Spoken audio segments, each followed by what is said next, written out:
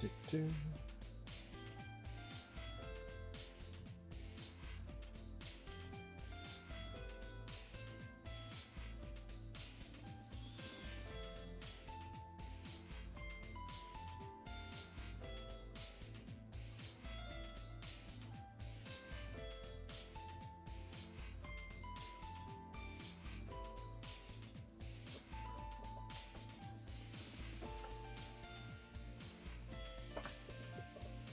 Alright, let's keep this going.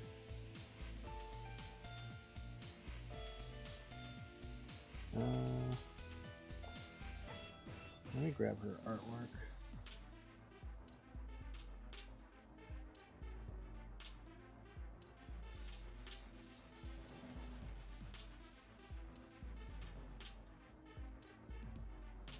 This artwork is so old now.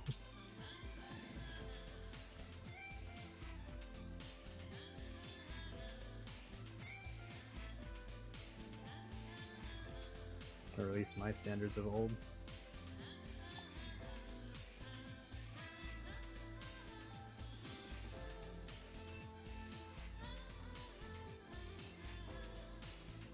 Okay.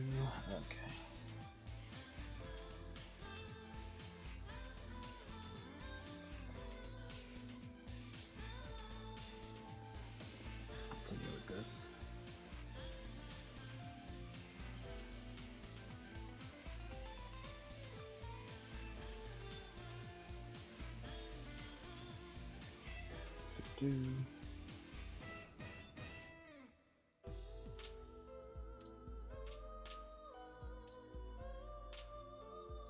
This probably wouldn't be here.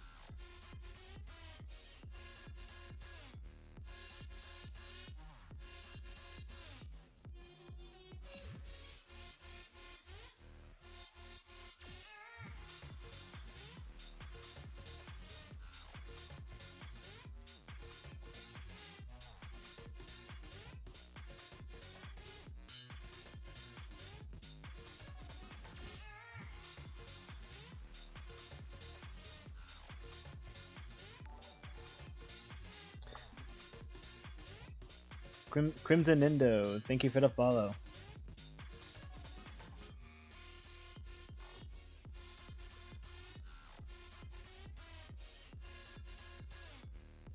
Hope everyone's doing well. Kind of doing an experiment tonight.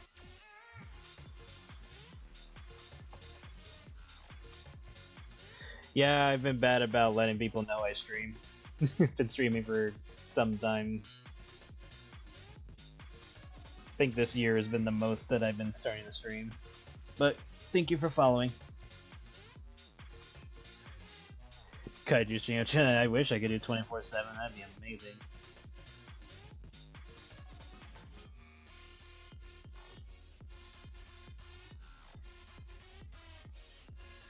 However, that would require Twitch to allow adult themes or more adult content, because there can be mature content, but there's a range to it. Well, mature can only go so far for them. YouTube's actually a little bit more lax about it.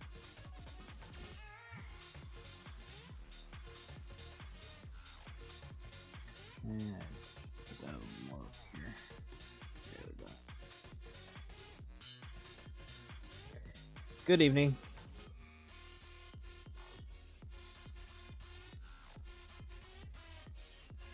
Hope everyone's doing alright since the last time I saw you.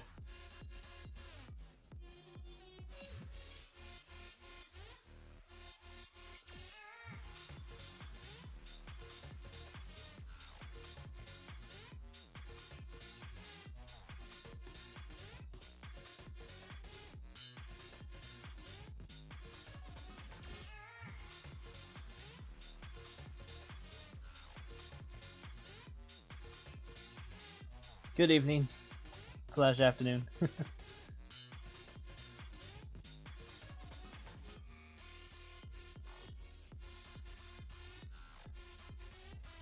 Past midnight for you. It'll be midnight for me in 3 hours, that will be my goal, is to stop at midnight.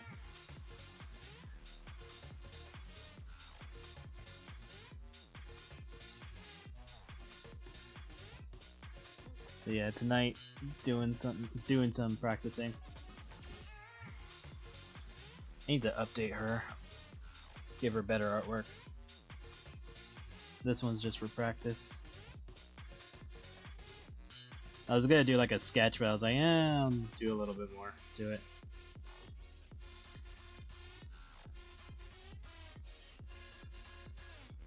Still need to put her glasses on, but I'll do that towards the end.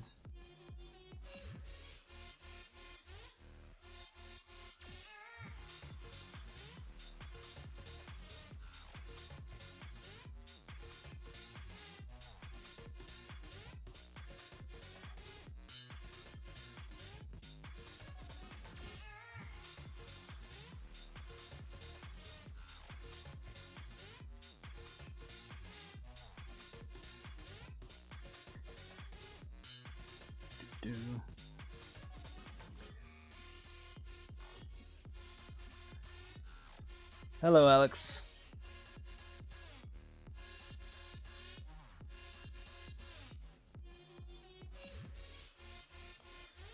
Okay.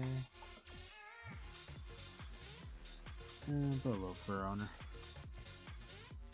Spice it up a bit. I should make an art set of that, just chest fur. Doesn't even have to show like boobs or anything, just the chest fur. Or like characters who have like fluff around their necks. I think that'd be kind of cute.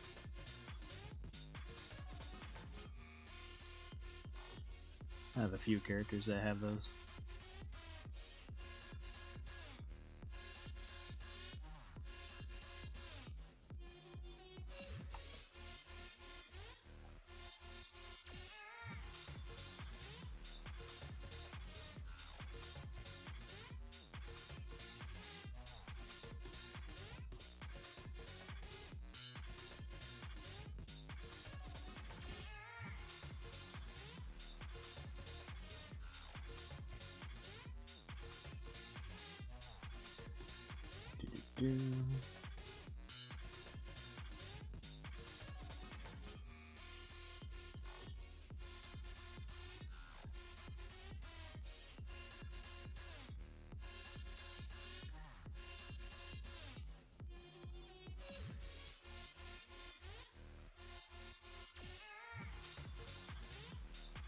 Let's see.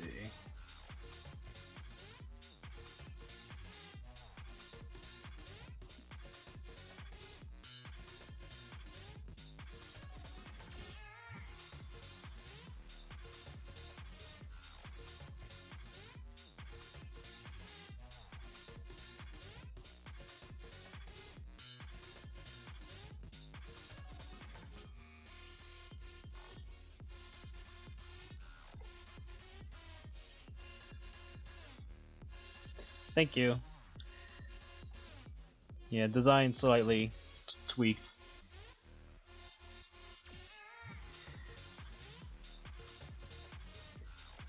Try to make it a little bit more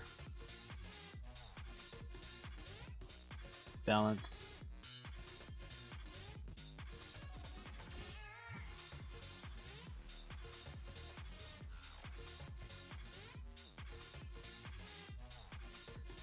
There we go. Good morning. Hope you're doing alright. All these people coming from the future.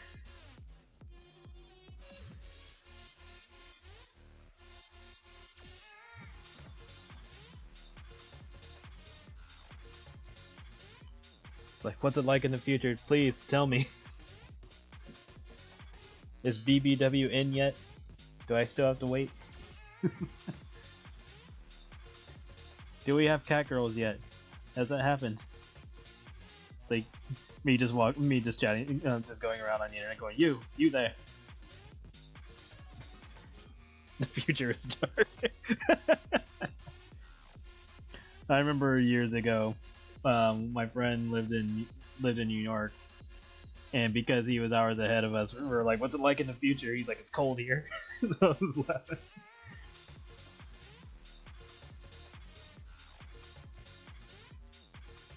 Tweak her snout just a bit.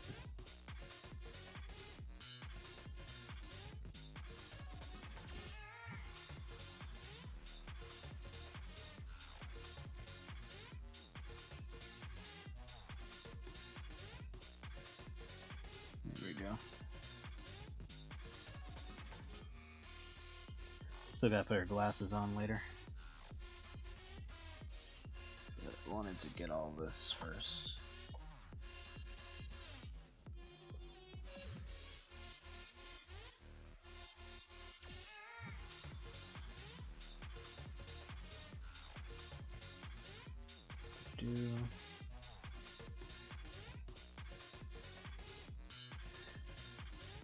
Cat Girls really needs to happen, right? Feels like it's overdue at this point. Full of my content across the internet. Shy Wedge.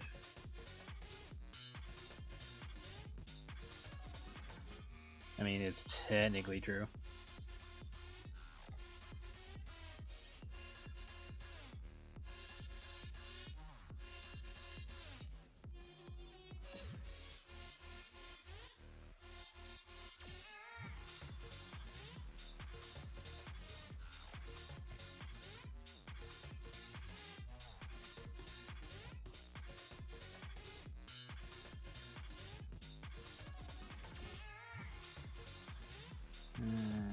This one a bit over.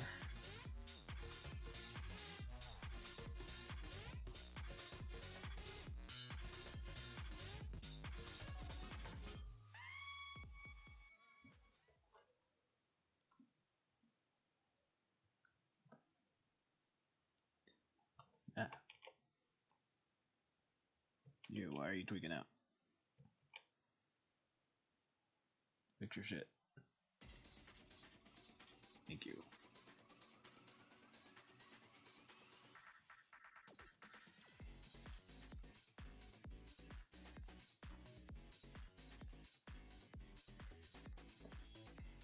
Yeah, I noticed.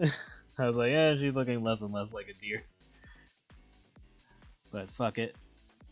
I've had characters with questionable characteristics and still go along with whatever species that I've said. So whatever.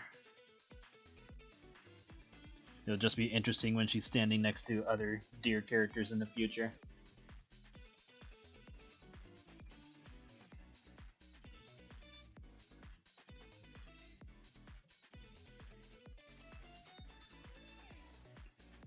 All rarity art is banned from sites. No, I don't want to live in that kind of future. Just let me die.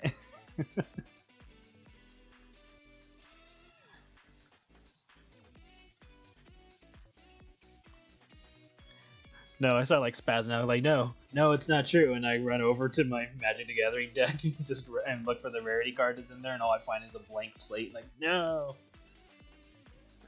And it's just rarity specifically, like Twilight and all the others are still there. And I'll be like, what kind of hell is this?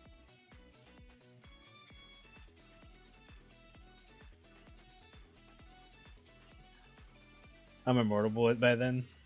I mean, that's good on one end, but damn, that's a harsh future.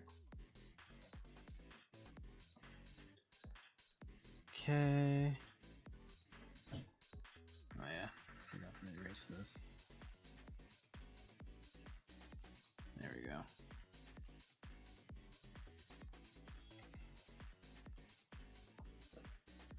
Now, if I want to add her glasses, just drop her down to 30. Let's put some actual effort into her fucking glasses for once.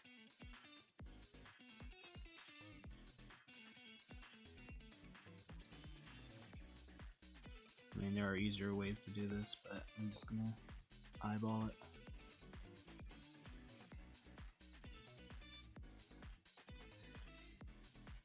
And the way her glasses are, they go upwards with the bridge on the bottom. I thought she was a type of rodent. No, she is a deer.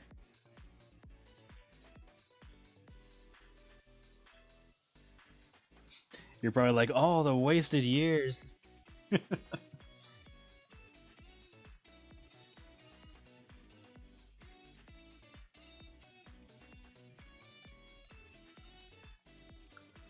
Honestly thought she was a lynx. Nope. She is in fact a deer. And one question that will come up is, wait, if she's a deer, how does she have front teeth or whatever? I was like, you know what? Reasons.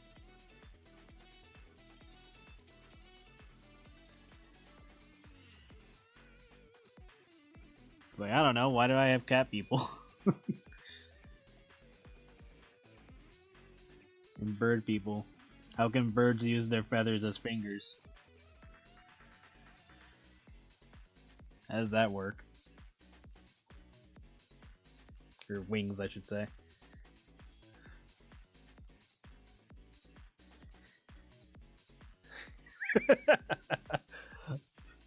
Right? He finds out she's a deer and he's like, wait a minute. She's not a cat or something?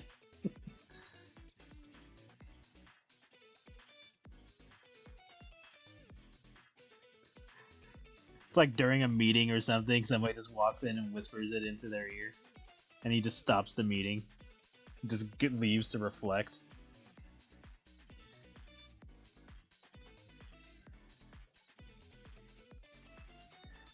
Let's see if I can bullshit some of this.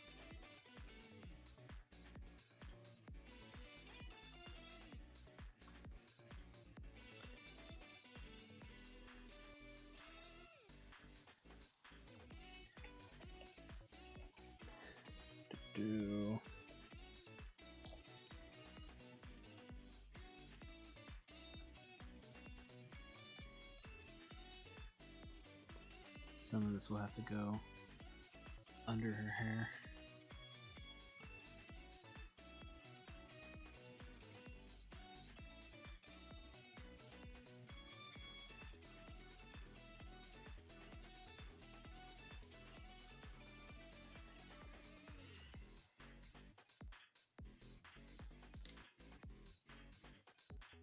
Actually, I don't need to do that.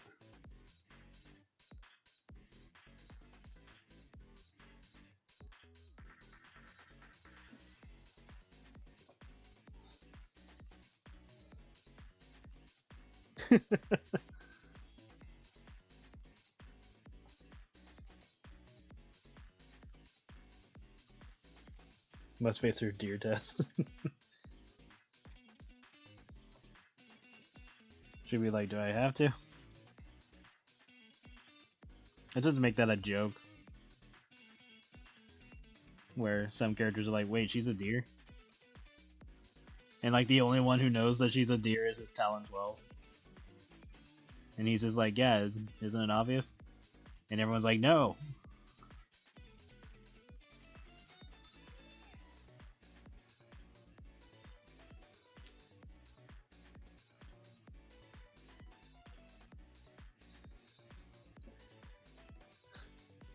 Silly deer compilation. Have her eat all of a pancake. It's like she ate the whole thing. That's fucked up.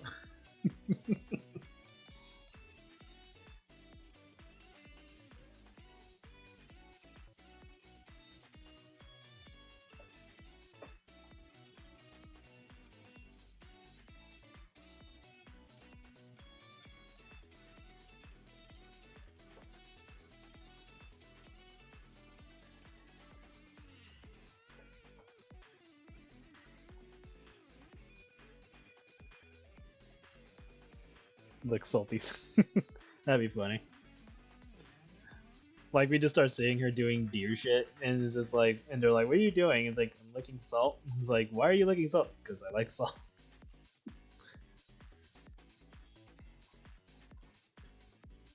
And then they'll probably confuse her with like, I thought insert animal here doesn't like this, and she's like, I'm a deer.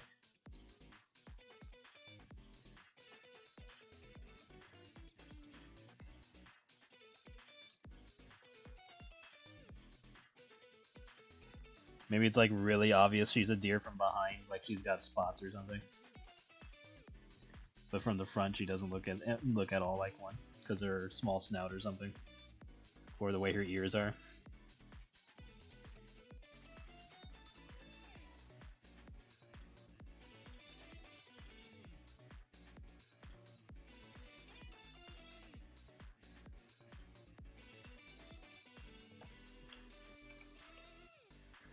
Actually, I'm not gonna need that if I'm gonna shade it myself.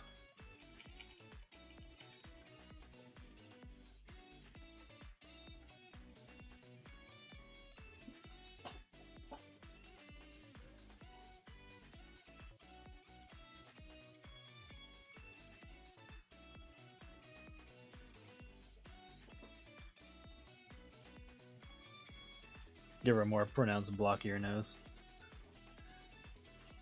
Yeah, I'll make a nose bigger.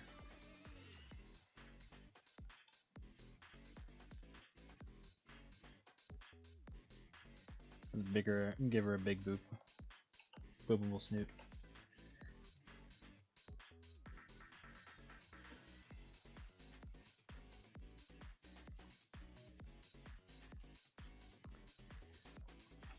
Just style it up and round it out more. I can see her looking at the chat going like, what the hell did you do to my nose?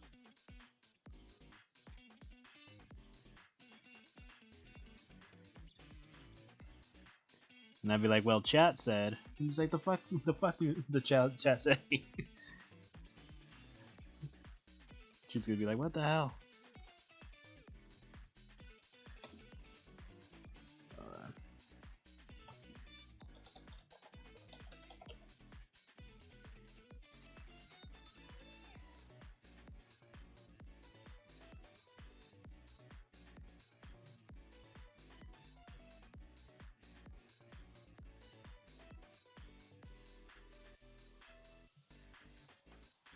I see.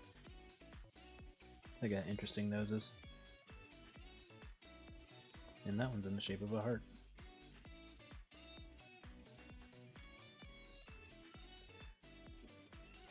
She got a nose job in between comics. It's canon now.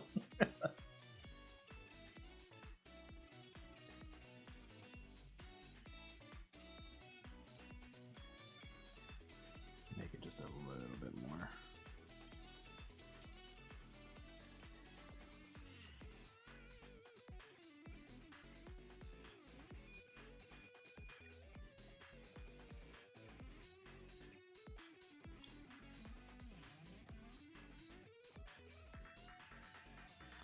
Have other characters be like, something's different about you, and she just covers her nose.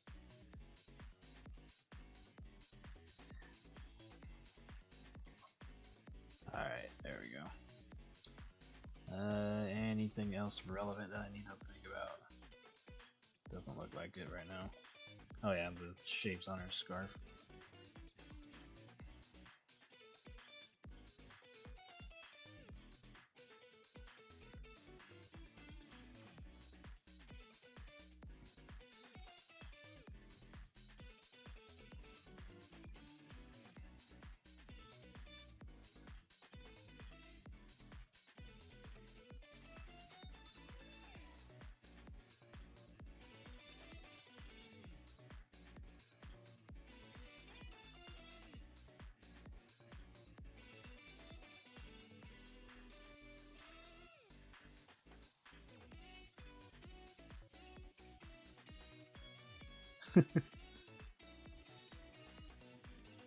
Honestly, she probably wouldn't even be surprised at that point because of Marcy.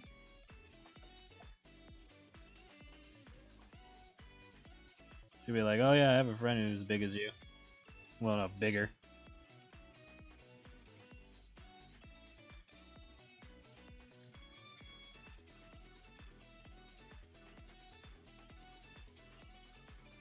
Ironically, Stacy was one of the characters who mentions that Maybe Marcy should get into sumo wrestling.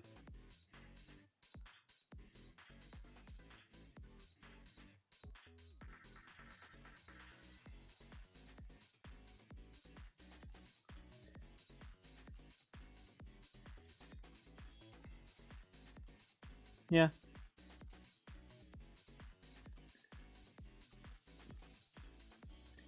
But Stacy's into Robot Boys.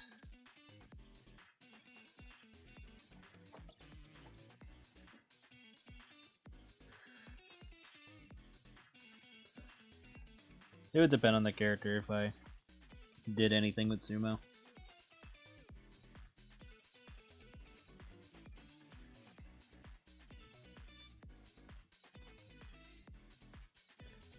Because sumo is more about muscle than fat.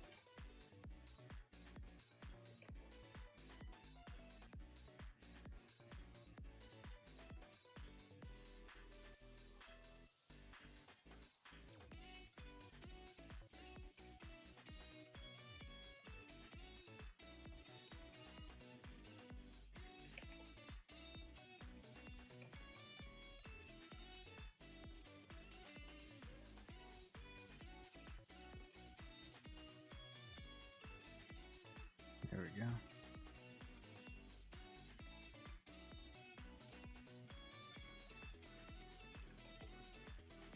It would be interesting, like, could always have like a character who tries to become massive, like just like a freaking wall. See where that goes. And like his challenge is like against a, I don't know, a hippo or something.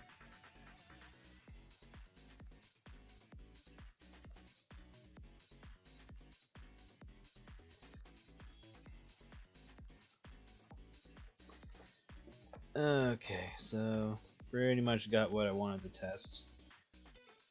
So now I can move on to the next step after I fix her shoulder.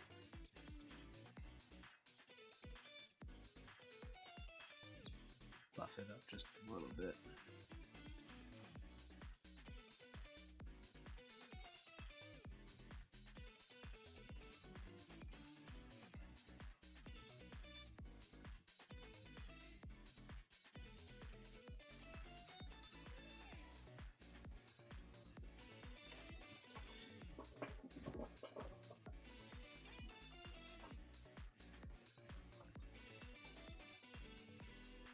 Alright, Stacy. I am going to need her flat version.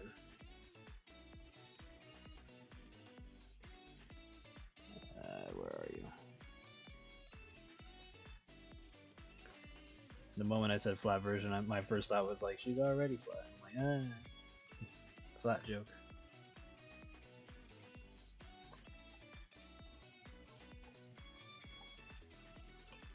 It's like, aren't we clever?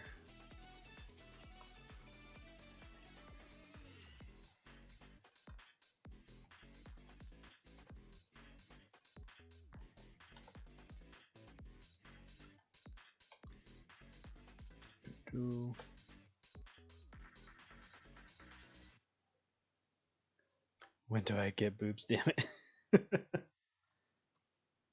Like, no, remain flat forever.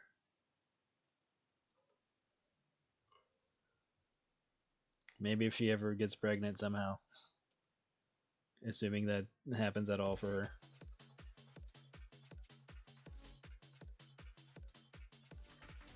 It's either that or it's gonna be some side art. The only time she gets big boobs, or at least bigger than what she has.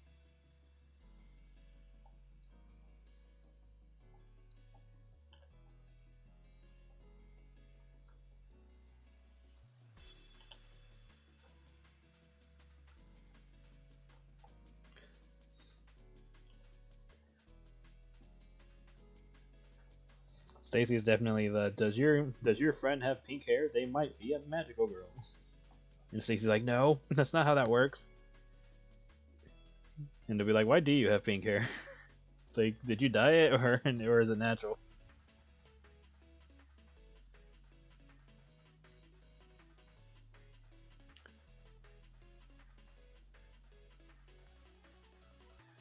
Yeah, that could be a thing. They just upgrade her boyfriend with a mechanical dick so he can impregnate her.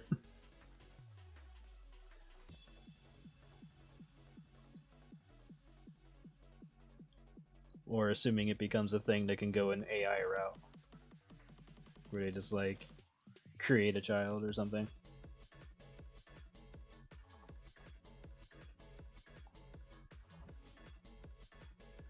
Whatever works.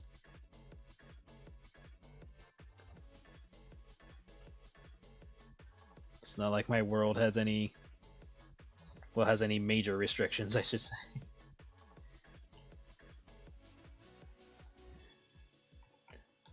It's like, wait, there are ice people here. Yes.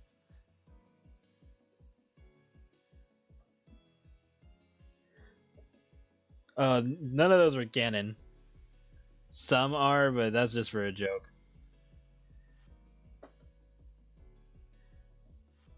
He didn't actually do that. But if he did, it probably could happen just like that. He's like, I got these for you, and then she just sees this fucking monster, and he's just like, what the fuck? And it's like all vibrating and shit. And she's just sitting there stunned, going like, what am I looking at? Or she can't believe it, what she's looking at.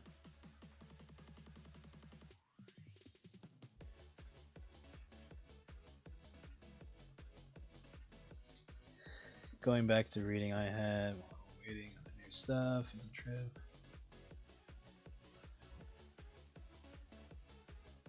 Yeah, there's some stuff where it was either hinted at for future stuff, or it was being tweaked once I decided to make it a part of the World Gates universe. So it started having references to past stuff and trying to make it more current.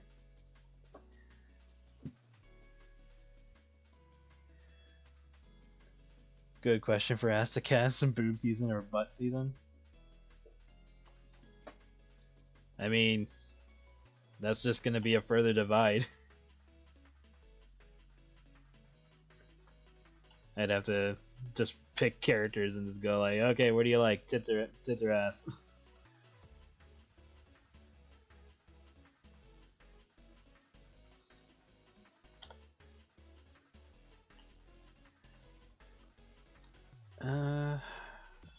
Actually, Stacy would have this going on a bit.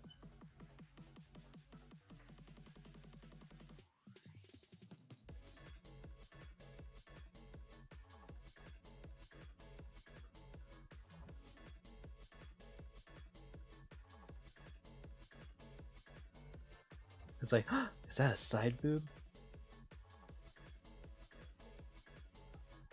Like, Stacy, so risque.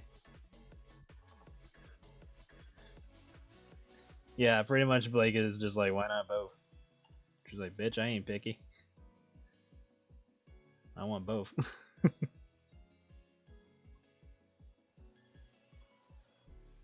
She's like, right here, right now. And technically, she could get that right there and right now. She's got maids. I'm sure one or two are willing. Maybe more. Although she does have robot maids too, so that, you know, whatever happens, happens. She's got some Catherines.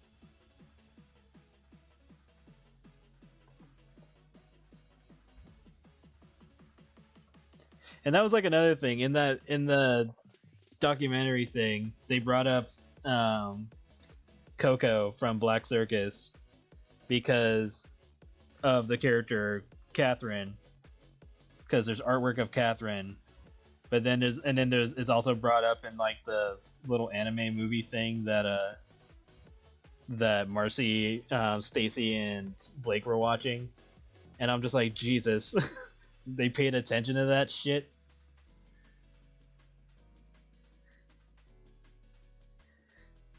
Oh, it turned out it desynced.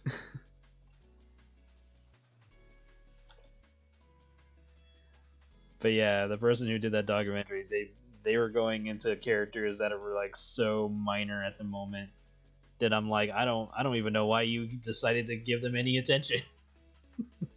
I barely did. And I was just doing it for shits and giggles.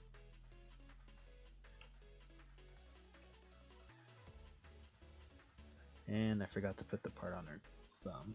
I'll have to do that in a moment.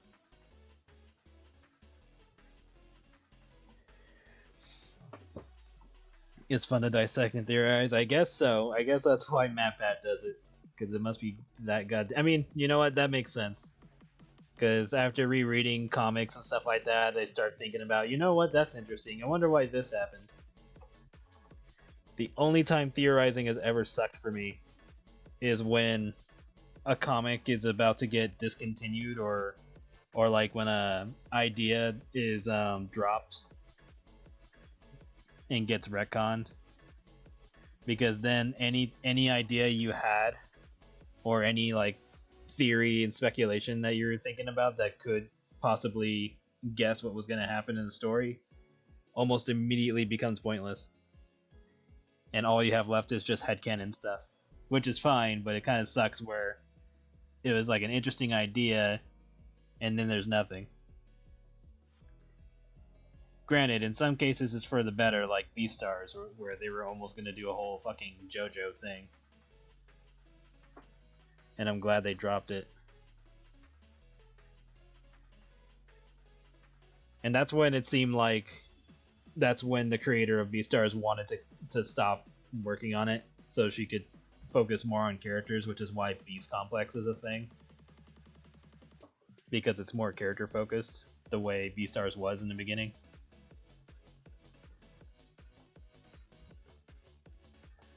So it makes me think that something was being pushed for her that she didn't want to do.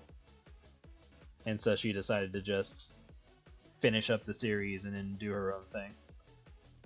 Like, it's still, like, Beast Complex is still part of Beastars, but it's not supernatural. Or at least not, it's not like crazy anime stuff.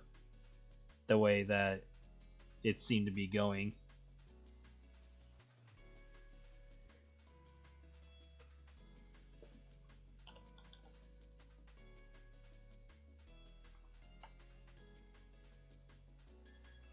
Alright, have a good night.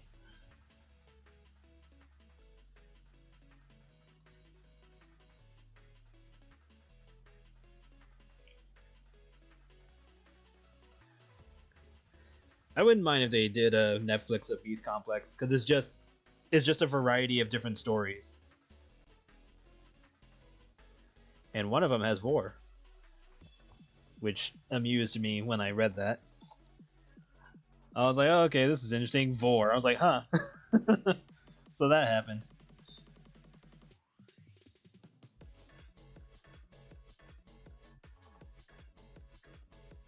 And for a brief moment, I was like, is this going to go in this direction? And it doesn't, but it was interesting to think about it. And you know what? We're just going to combine the, or give her an actual teeth in the middle of this.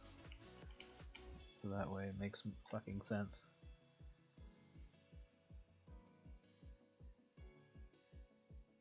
Instead of just one tooth that looks like nothing's happening. Yeah, I would be completely fine for Beast Complex. That'd be awesome if they did it.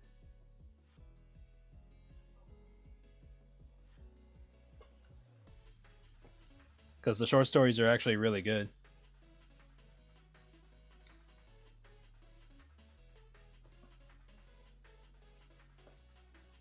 And I like how there's like a interesting dynamic between like characters who think they're on the weak side or think they have to change and stuff like that, or some of them who just don't give a fuck about whatever other people think. And then there's like characters who are just like super fucking selfish, and it's like, what, you killed somebody and you're gonna tell the press and everything? Fuck that. It's like, fuck that, keep it to yourself. I was just like, wait, what?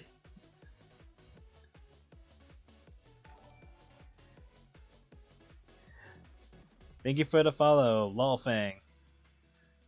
Didn't know I streamed. Yeah, that's all on me. I need to stream more often. But thank you for the follow. See, my biggest problem is, not telling people that I stream. Which I should probably do that more often.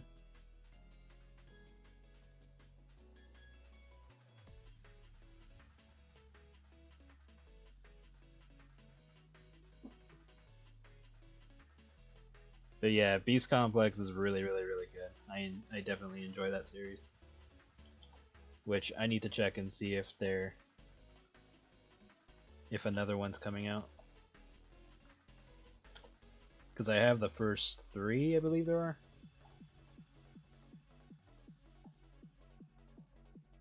And it's funny because Legoshi technically appears in Beast Complex first, because that was his original design, and he got chosen for Beastars.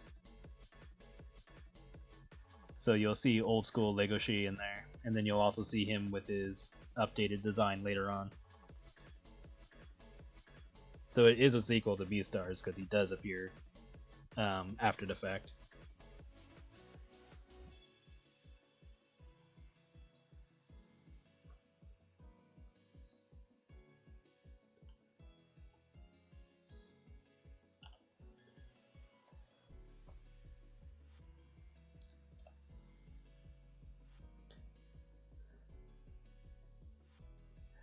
My favorite quote from your comics has to be from Creamfield.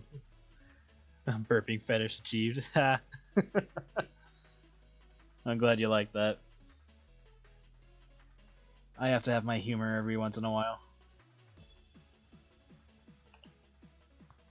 Even if I'm the only one who gets the joke. It's like, yeah, you didn't get it, and that's okay, that was for me.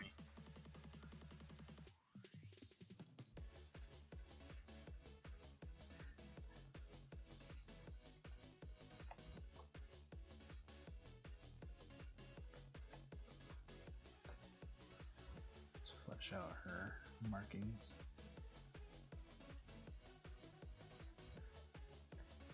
Watch, one character looks at Stacy and you're just gonna be like, I thought you were a red panda. And she's like, motherfucker.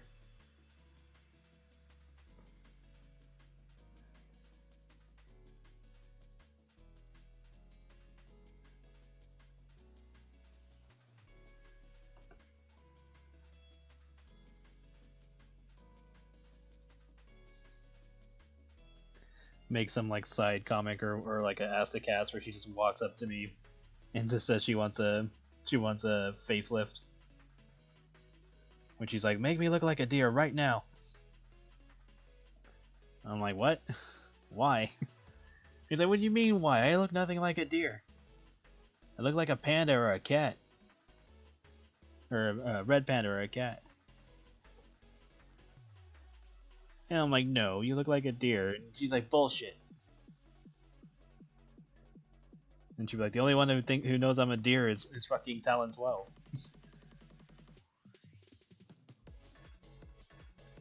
God, that's gonna be me if my characters ever become real, or if I end up in a timeline or universe where my characters are real. I'm just gonna have all of them fucking come to me and start asking me questions about what the fuck was I thinking when I did whatever decision.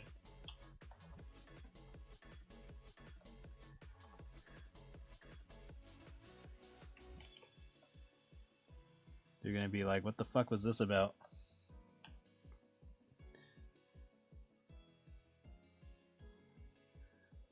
Tiffany's gonna be like, why the hell did you make me fat and then kill me in this timeline?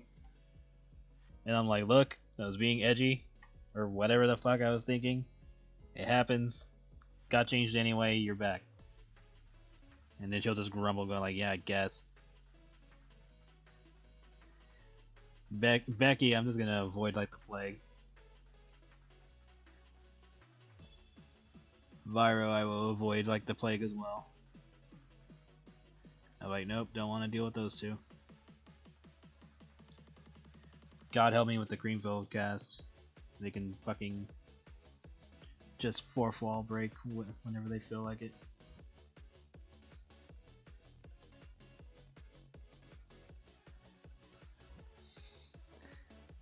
Oh yeah. Should be like, okay, so explain that. And I was like, I don't know. It was in a comic I read when I was 13. Sue me. Thank you for the follow. Tamati 1 or 13.8 or 138. Thank you for the follow.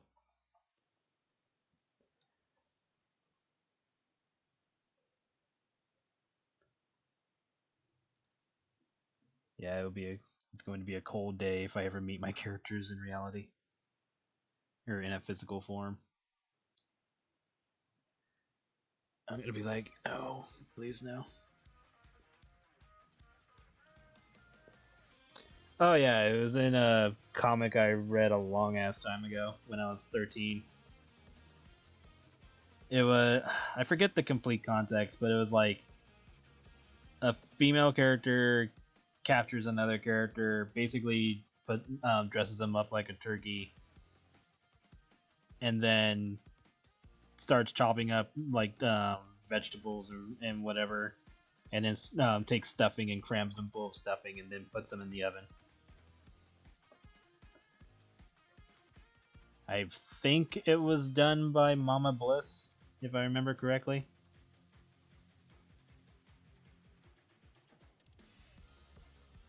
Ah, those were the days.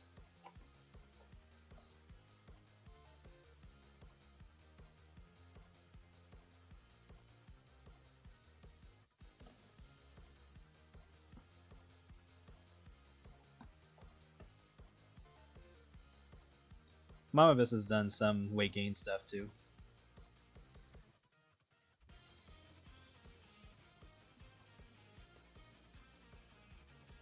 But yeah, that's pretty much the reason why.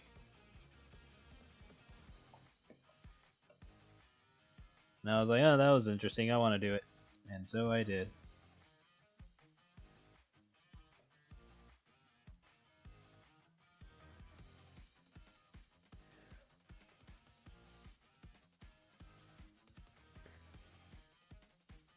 Oh, welcome. It's been a while.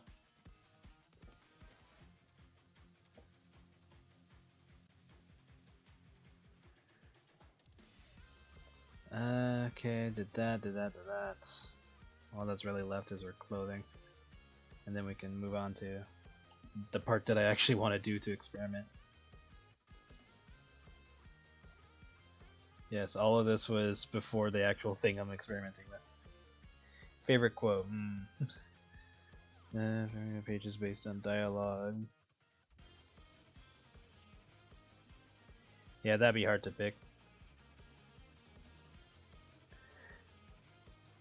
Yeah, same. Been busy. I don't want to go into her file to remove that. I'm just gonna wing it. Wing it with her scarf. Do.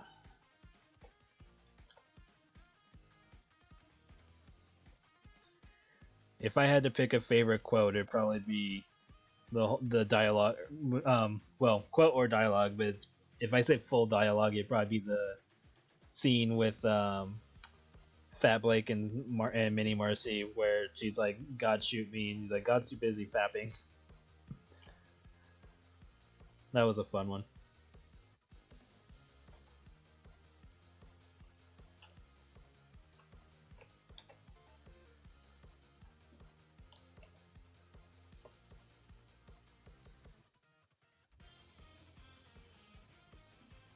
You were literally about to type that.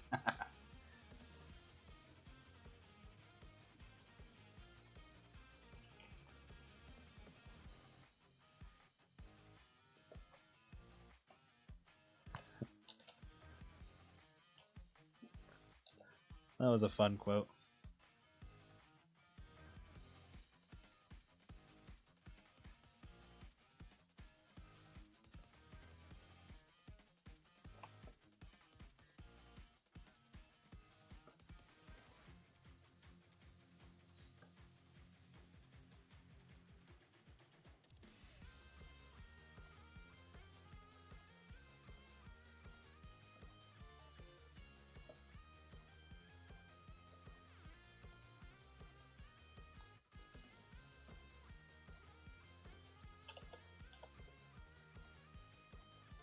At the same time as I said it too.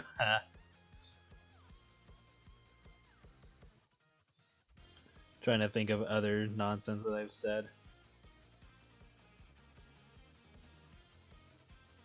Probably one of the scenes with Blake and Tiffany having an argument, and they start having a bitch off.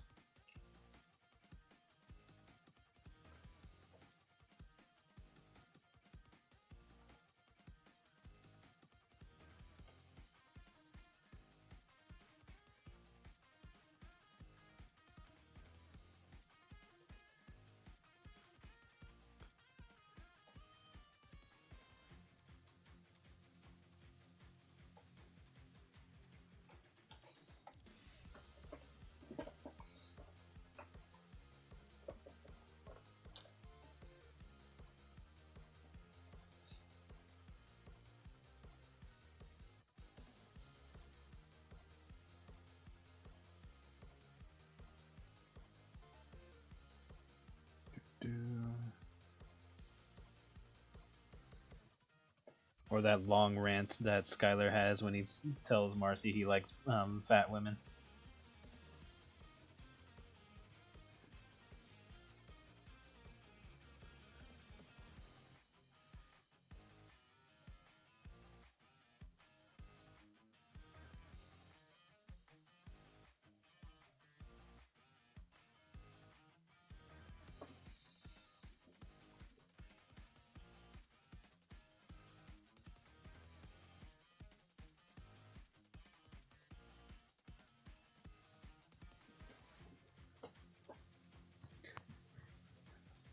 Yeah, like I said, I try to just make it sound like something the characters would actually say. Like they're not trying to ham things up or, you know, make a joke for the sake of it. It's just something that would actually come up in a mid conversation. Even if it's like out of the blue with the whole like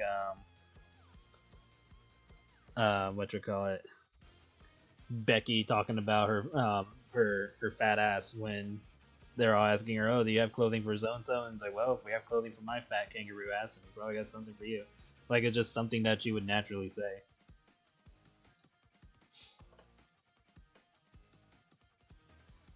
Because she does kind of make fun of herself to a degree.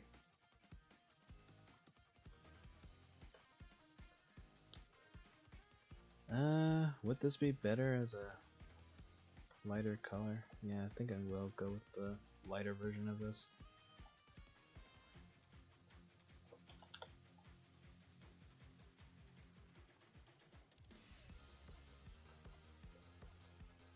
But yeah, like that's one of the things you should do for characters is just make them act natural.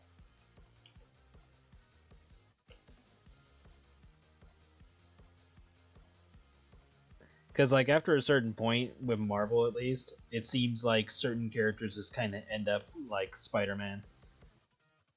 And granted, Spider-Man's not the only character that can make quips, but still.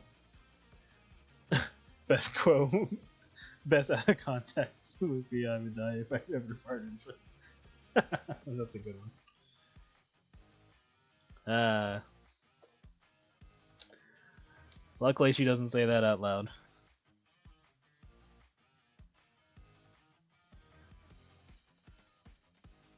But Skylar does kind of initiate the thought.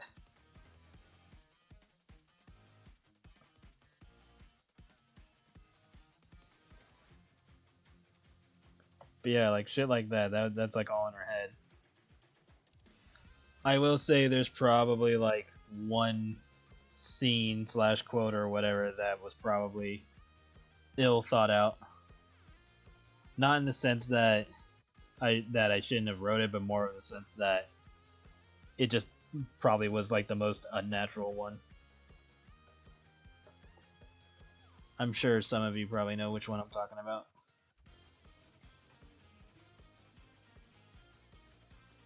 But that was a choice I made, and I'm keeping it there.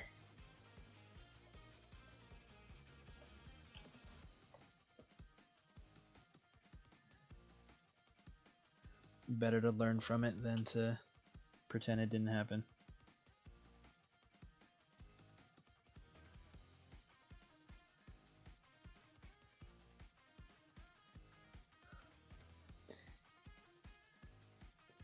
If you don't know, don't worry about it. Skylar would probably wouldn't mind. Yeah, if she ended up doing that in front of Skylar, he'd probably have like a small chuckle, but he's not gonna like tower that over her head.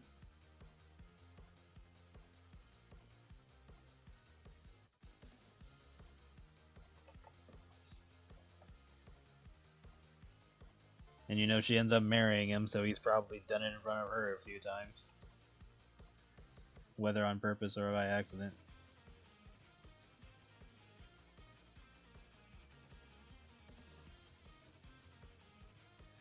That's how you know it's true love.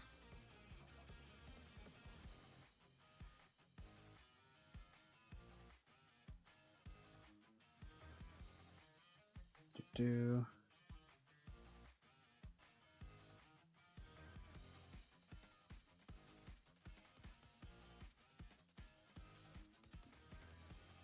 That's inevitable for married couples, exactly.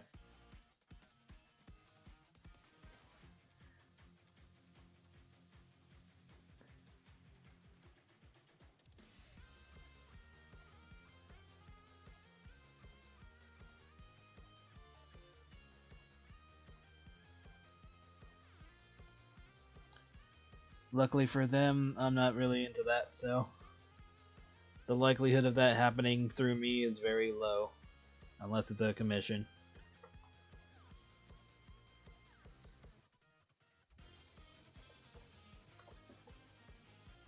So they are probably thankful for that. Like, oh, thank God he's not into that. I wonder if it's weird if they know I exist, but they keep saying thank God, and I'd be like, you guys referring to me or an actual entity that could be God? And they'll be sitting there scratching their heads, going like, both? Question mark. Ooh, that'd be eerie if I ever meet them. And then of course there's gonna be characters that would probably want to kill me. So yeah, that's gonna be a whole ordeal. I wonder if it's gonna be like Cool World where they can draw, or even like Who Framed Roger Rabbit, where you can like manipulate stuff. Some kind of tune physics. I don't know. Or whatever the rules were that I established.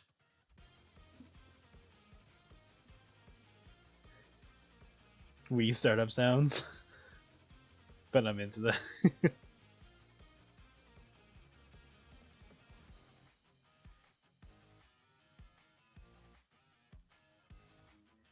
Nah, the best startup sound is when you turn on a Dreamcast.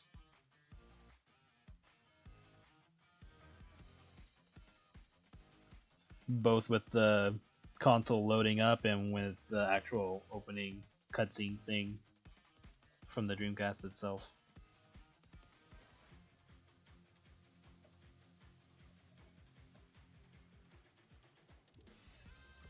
Dreamcast is so awesome. It's a shame it technically didn't do well, but I still love it.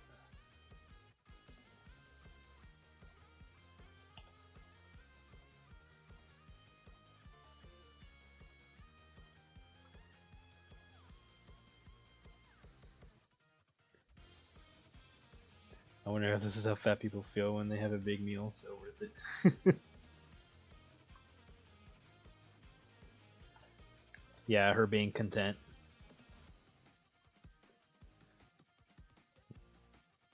I think the best quote is probably just Marcy saying pie when Skylar brings her pie. Or ooh, pie.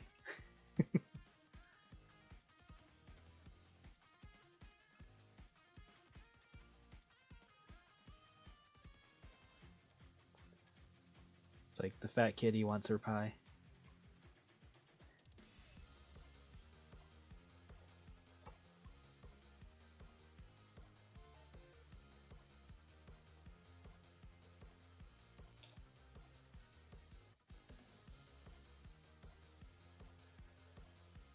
Nothing beats the PS2 dropping piano.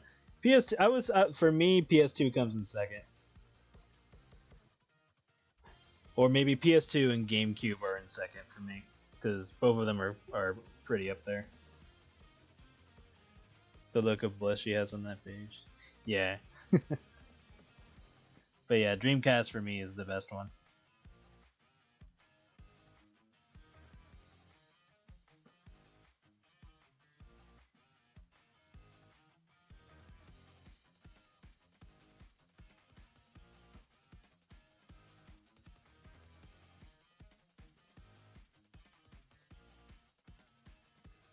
But yeah, PS2 and GameCube definitely have memorable intros to their systems.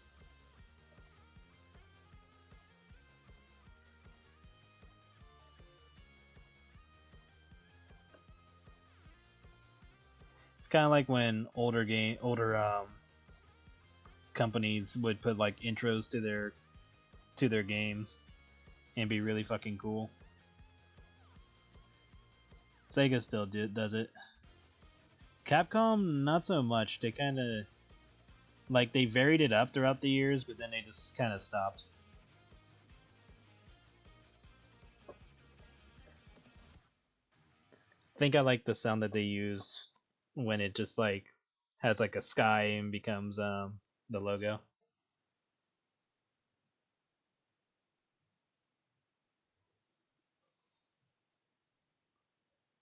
Let's do one more from this series and then we'll switch it up. Haven't heard this, guys. Oh yeah, the GameCube startup memes, those were funny. You would just keep going.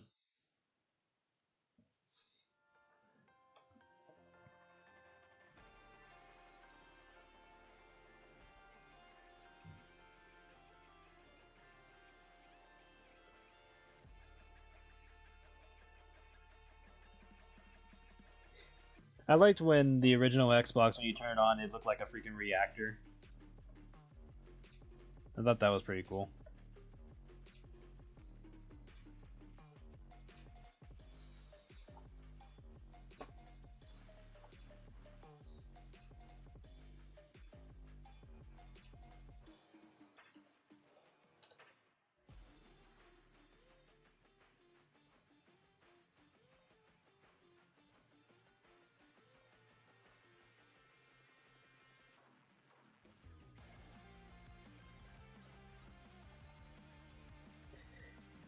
Yeah. It's like the game systems kind of had like an identity back then. Nowadays, not so much. Or even like game companies when they show their logo. There was like some like bit of personality put into it. But nowadays it's just here it is, it's on screen and that's it. It's not like animated or special or does like a Marvel reveal thing. And that only happened with Marvel vs. Capcom, so it's not even like a consistent thing that Capcom does anymore. But Sega still does it. Or at the very least, the Sonic games do. I don't know if any other Sega games do it. Thank you. Gotta commission me one day. I'm just gonna apologize in advance for whatever degenerate thing I asked for. Somebody had me draw Marcy and Skylar in Hyper. I think you're fine.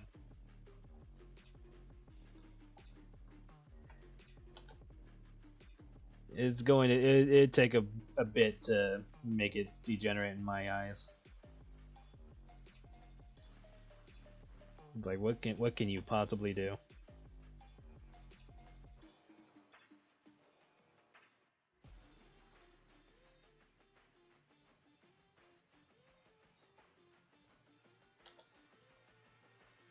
And I'm sure there are still things out there that can wow me, but it's going to take a bit of effort.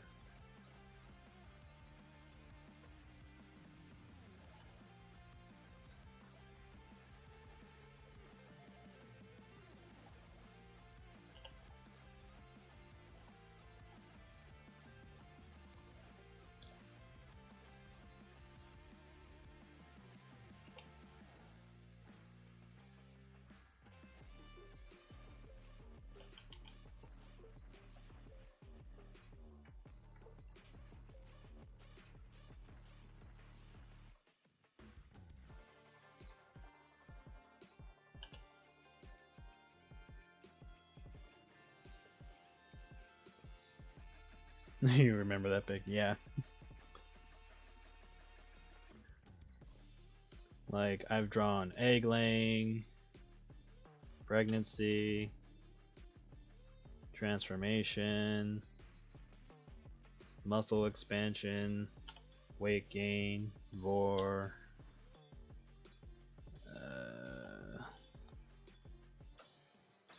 roll 63, roll 34.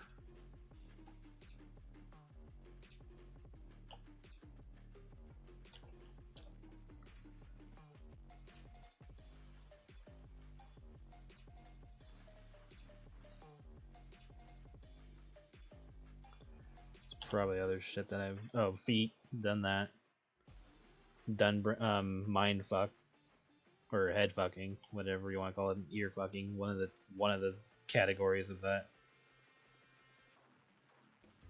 Slime.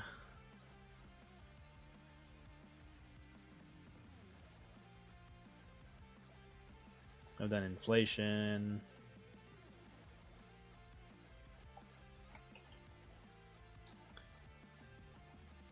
Impregnation with eggs or alien stuff, whatever you want to call it.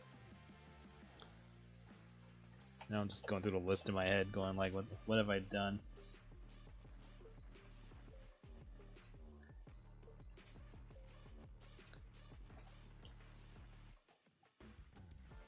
And then if you want to get really, really, really specific, you know, like stomach gurgling and stuff like that, you know, internal shots, blowjobs, come, just, you know, go down the list. I've done most of it.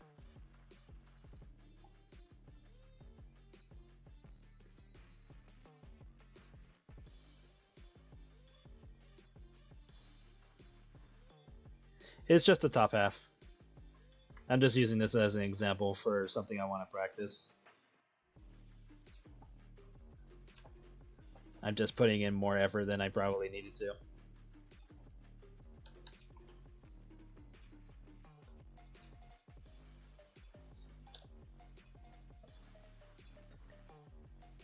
Like, I probably could have picked a simpler character like Jam. But I think I've used her for enough practice stuff. So figured I'd use a different character this time around. Did I need to draw the scarf? Probably not. But here we are.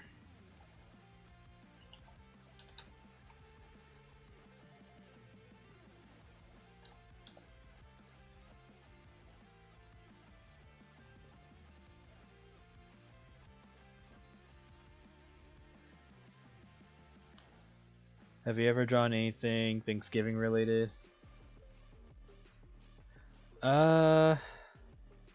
If I have, I don't remember. I think I drew Nemesis laying on a bed after eating Thanksgiving food. I think that's like the extent. There was a there were a few holiday characters I wanted to draw like a long ass time ago. Only like one or two were ever drawn. Like there's a 4th of July one I was thinking of doing, but I was like, nah. Then there was, I did draw St. Patrick's Day. I drew Friday the 13th.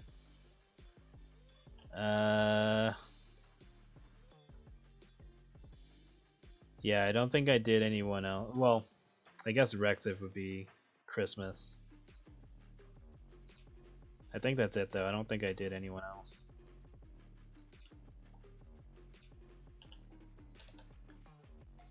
A good chunk of those characters I probably haven't uploaded. I love when Stacy says she's afraid of dying a virgin when Blake gets the most devious look. Well, I mean, Blake offers to fuck her. She's like, I'll do it with you.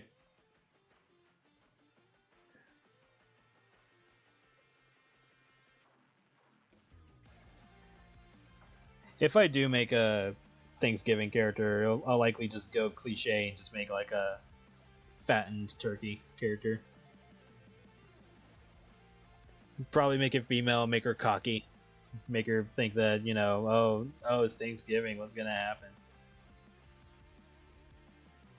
And like if I were to do like a small story of that, it would be like she doesn't care. She thinks she's gonna be perfectly fine, but then like a bunch of people capture her and she thinks she's gonna be eaten, but instead she's stuffed even more.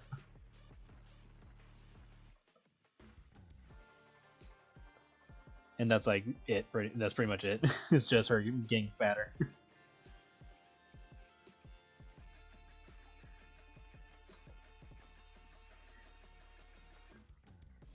Or it could just be a casual character where it's like Thanksgiving and they just spend it just eating the entire week or whatever. They just get fat. Like just something really standard, nothing crazy. It's like, could I make it crazy? Sure. Okay, so I think other than blush, she's pretty much fine. So let's put some blush on her.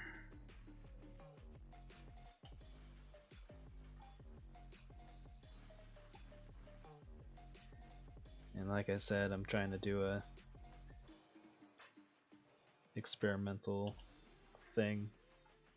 So bear with me once we start getting to this shading.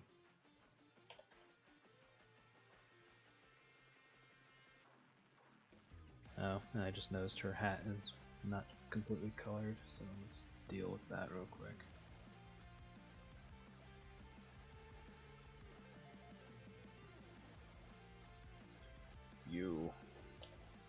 I don't know how I missed this, but I did. Sometimes these details don't show up unless I zoom in. Or whatever. Might as well get her hair too, since I'm here.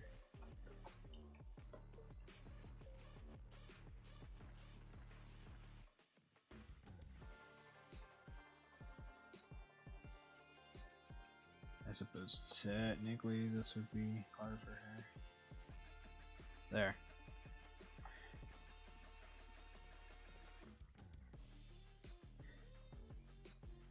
I'm reminded of my show Thanksgiving story from Marcy and Skyler.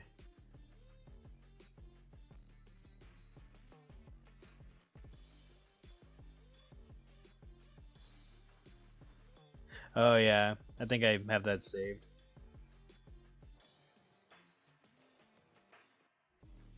Or it might be a different story that I'm thinking that you told me.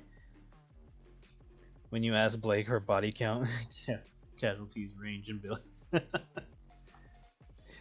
Yeah, you ask Blake her body count, and she says like 37 for some reason. And you're like, "Whoa, 37?" And she's like, "Yeah, some were hard to deal with, but made it work."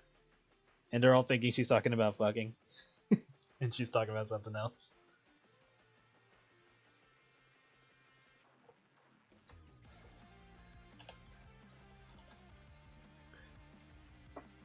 And she's like, "Oh, you guys are talking about sex," and they're like, "That's not making it even easier."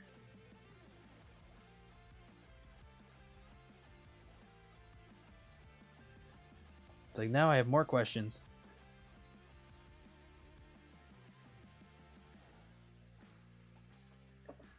Ta-da! Okay, now for the part that's gonna probably make me want to pull my hair out. So I'm just gonna have this a separate folder. Put this one in another one.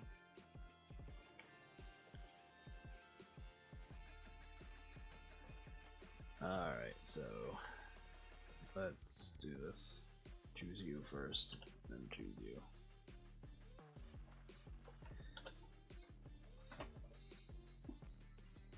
I should be surprised, but she's part of the Black Circus, so I'm not. Not all of them are killers, but they have done pretty fucked up shit.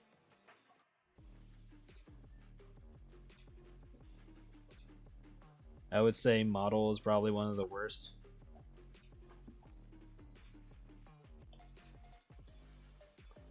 Okay, I don't think I'm gonna need this open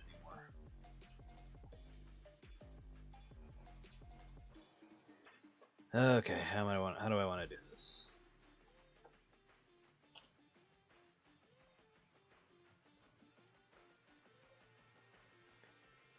when it comes to sports, would Becky be like, why would I give a shit about sports? Yeah, pretty much.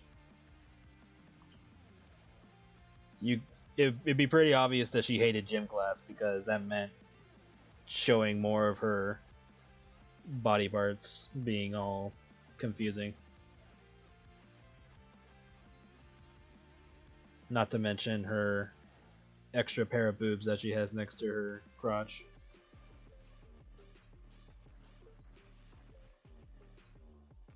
So she would have to get either wear her custom bra during water activities or get something custom made for her.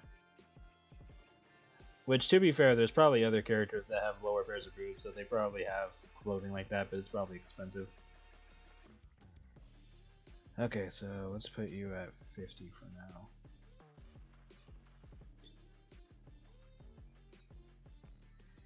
Question is, how do I want to tackle this? And what way would be easier? I think I'll just start small and work my way up.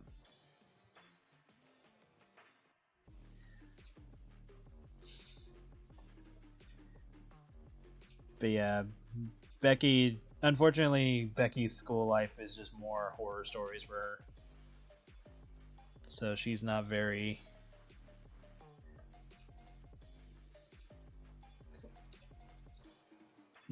open to stuff like that. And you know, her growing up the way she looked, she was just very self-conscious.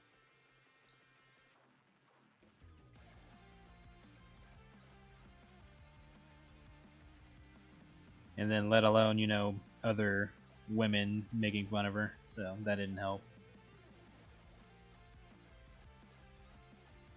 And she did have friends and all that, but her friends just like couldn't really relate to her on that level.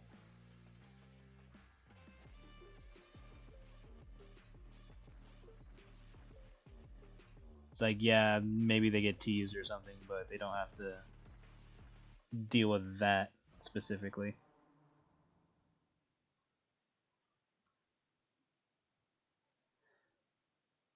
This would probably be a little bit more. Give her a little bit more depth on her chest. Okay, what's a different song we can listen to?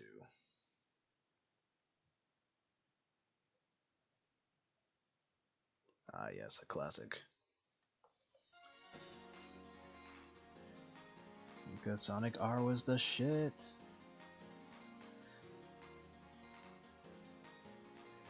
Like, even though Sonic R had like really janky controls, it wasn't hard to get used to it. Like, I played Biker Mice for Mars racing game. That game had some pretty janky controls, which is really easy to figure out. Like, all you do is tap it and do it preemptively.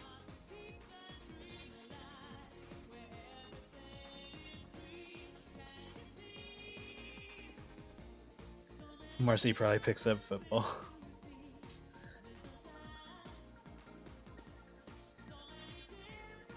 Yeah, I could see Marcy like getting into football over time because of Skylar.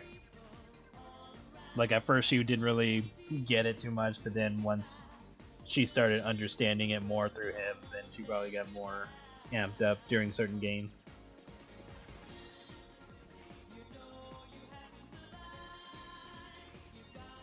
Revolts. Have I played that game?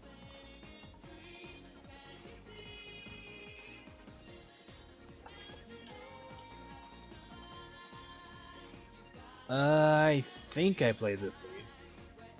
It looks familiar.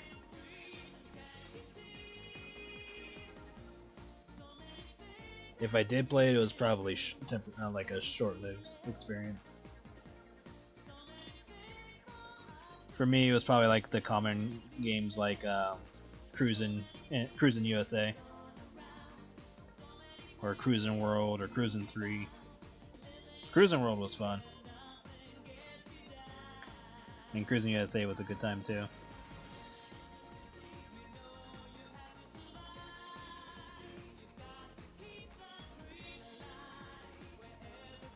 Like I said, there was probably like a lot of games back in the day that probably wouldn't have seen the light of day if it just hadn't been for like Blockbuster and, you know, kids with a whole 2 days weekend, Saturday, well, 3 if you count Friday night,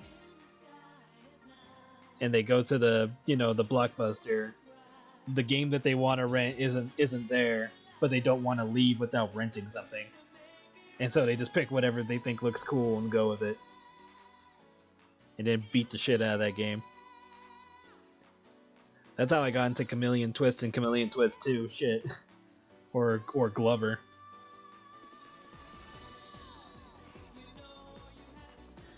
Dead by Daylight.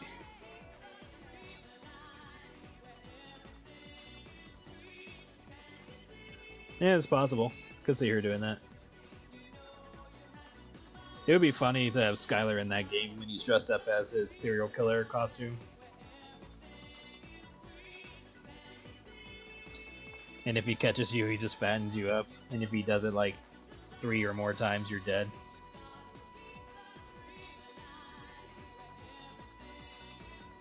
Or and like his ultimate attack or whatever the hell it's called, he just fattens you up till you burst.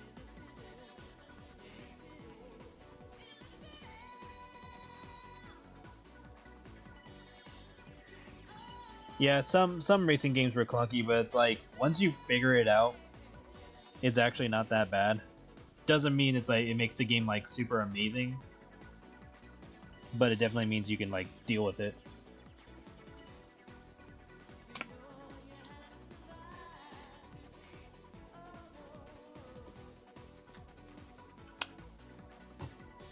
The killer called the chef.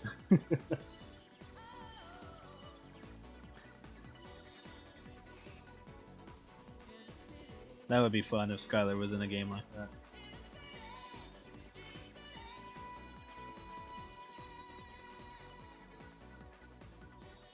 And like, I don't know, one of his abilities is he can breathe fire. So he can like cause like a small fire to spread out for a little bit. And it can damage your prey. So your prey has to like run or else they'll just get more and more injured. New Survivor Tiffany. Yes, definitely. That'd be funny.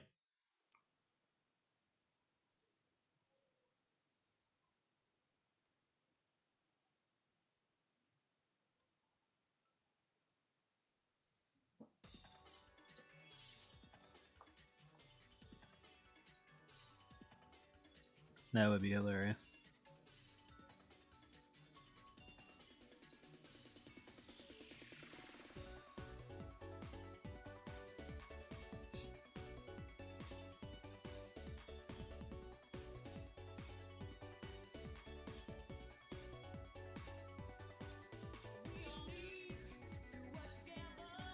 And like his level would be a super exaggerated restaurant or a kitchen or both. Yeah, just restaurant in general, because that way it obviously has the kitchen. But like make it like bizarrely big. Almost like the school for Silent Hill.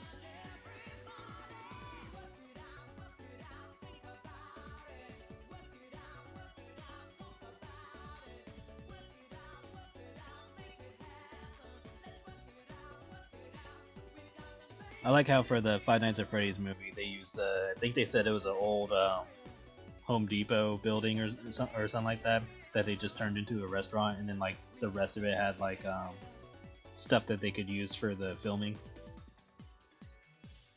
So they just made like each part unique, so they could use it for filming.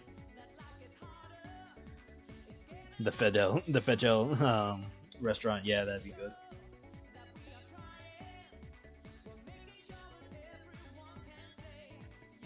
I'll probably have to practice this step more,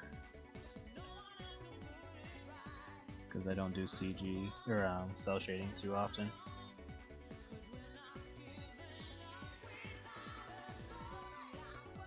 But this is close to what I'm looking for. Mostly just going for like simple shading. And there's like other steps to this that I want to try. Just boils down to how much easier this gets over time.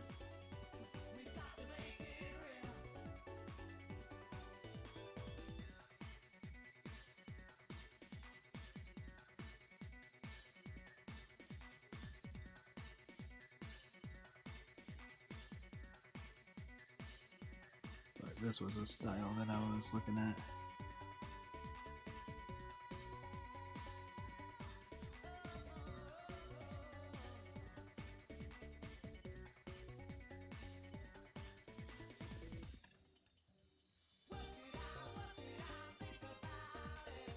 I think I just need to be more floaty with it, or more fluid with it, and take advantage of the bucket tool more. And whatever I need to change, just erase it.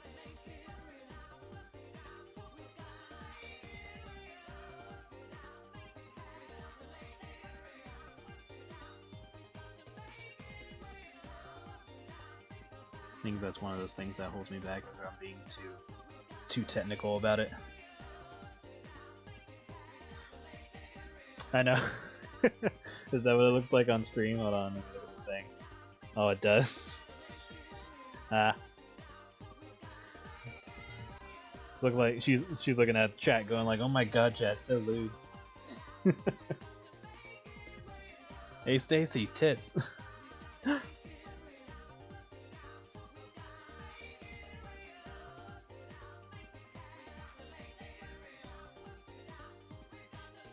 Oh, I could totally see that in in like a random page where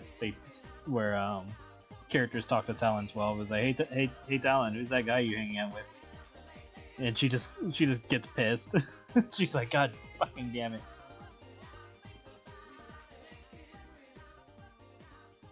And then Talon 12 just, you know, corrects them like you would.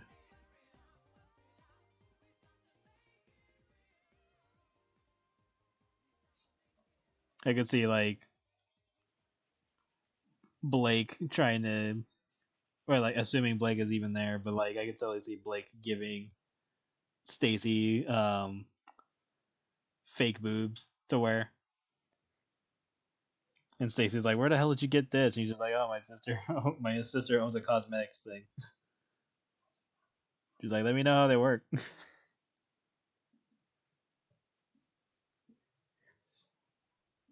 Like all characters, Tiffany comes with 3 new perks.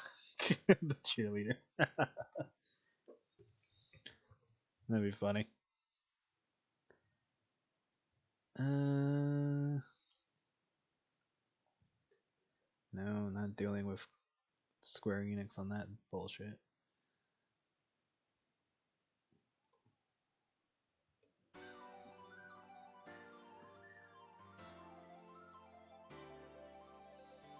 Ooh, I know a good song to listen to after this.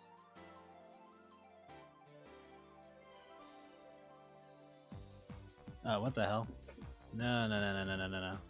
We do not listen to this song without words.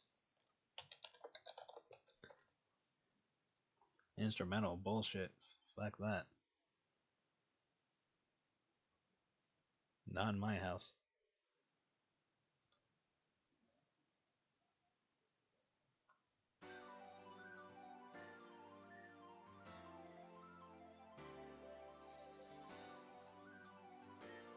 Tiffany is still a breathtaking character in my opinion. Well, that's good. I'm glad you like her. Like, people were pissed when she got killed off initially. They were like, why did he kill her? Why didn't you just teach her a lesson? And in my mind, I'm like, why the hell would he let her go?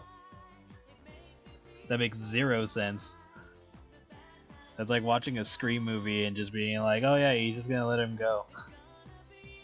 Or a Saw movie where they don't even put them in the trap and they just let them go. It's like, who the hell would do that?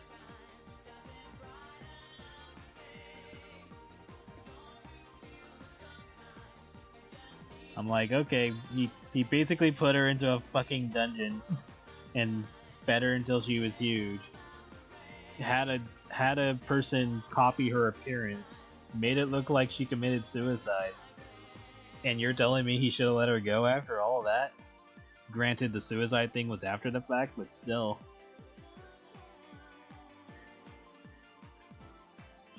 Definitely copied her and left, so that wouldn't make any goddamn sense. People have a newfound respect for her when they see her new present self. Yeah, they like her more now that she's back, and they know some more about her because of the background that she has. So they know a little bit more about her. They don't know everything, but they know that she's struggling with some stuff. Especially that asked the cast with that asked her about her family.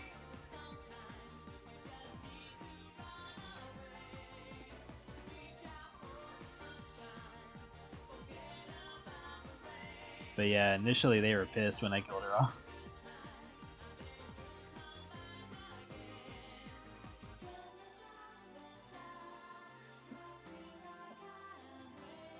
Yeah, her dad.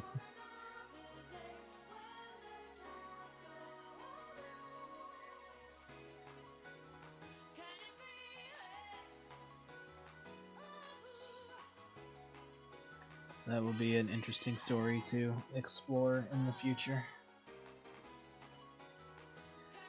How are we doing this? Guess it'd be over here.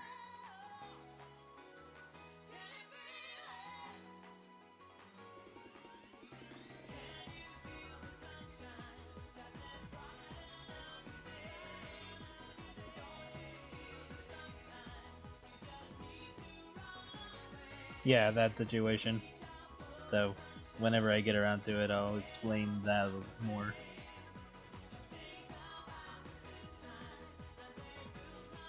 Planted panties.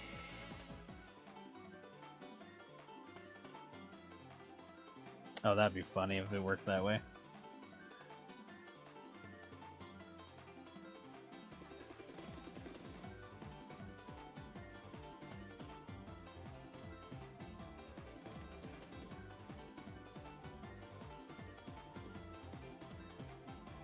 See, the hard part is trying to make this not look too flat, since it's cel shaded.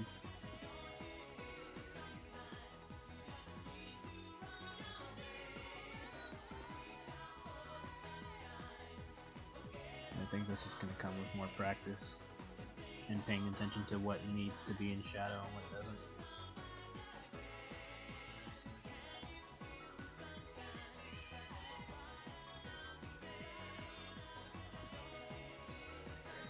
Yeah, it's just a matter of getting there. Like, I have plans for many stories. It's just getting there is the current challenge. So, when I have the ability, I will either make things easier to make pages, which could lead to either flat coloring or black and white or whatever. So whatever methods I need to do to make things easier to continue stories, and I'll likely go those routes.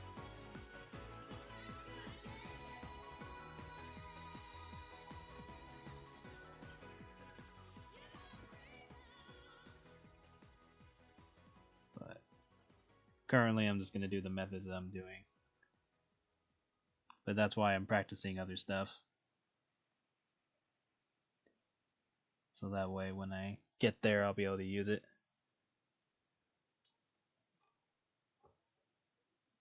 Bimbo, once per match, you can use her curse to distract a killer for a limited time. Good lord.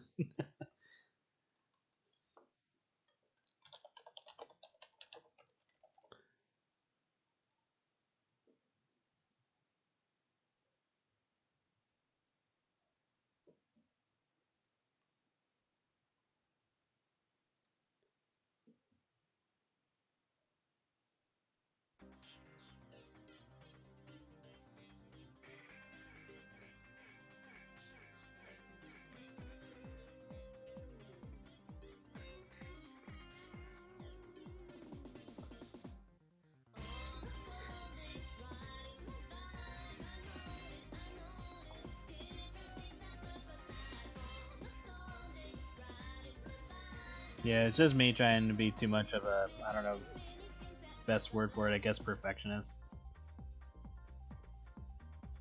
But I need to start paying attention to what's more useful rather than, if, well, I guess efficient would fall for it, but what's more good for the series, and rather than trying to make it look overly flashy. So I'll start doing that once the current comics are done. Kind of like what Creamfield does, where it's in flat color, and then it only gets fancy when it's doing specific things.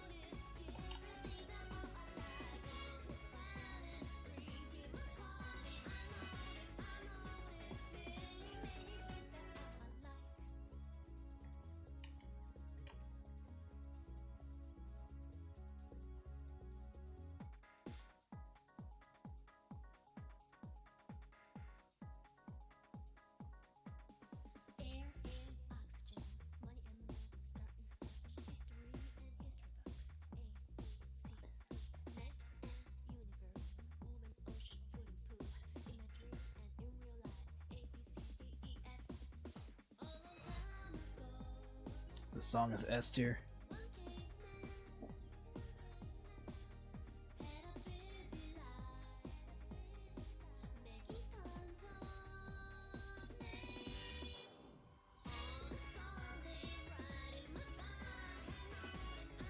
I know, right?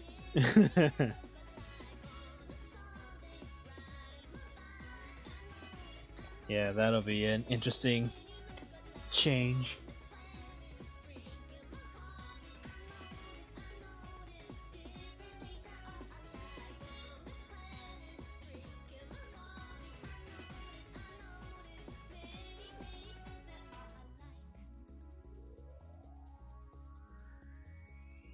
Oh yes, that's perfectly fine, trust me.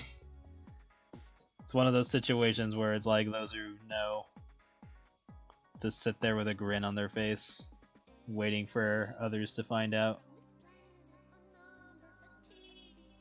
I've had multiple friends sit there and go like, "Oh shit, that happens?" I'm like, "Yes," and they're like, "Oh fuck, when's everybody gonna find out?" I don't know. Whether I reveal it through a bio or if I draw it in a comic.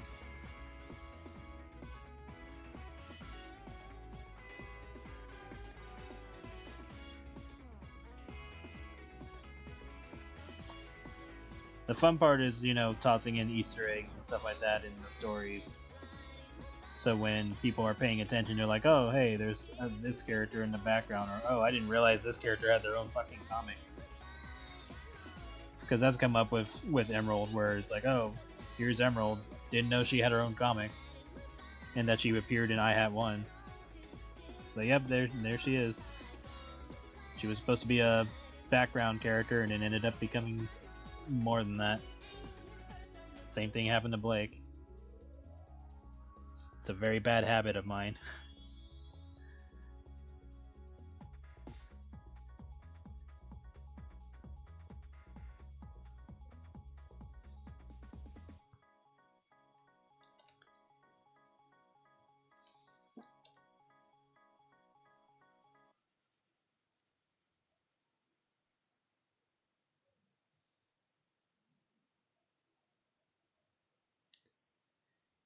Do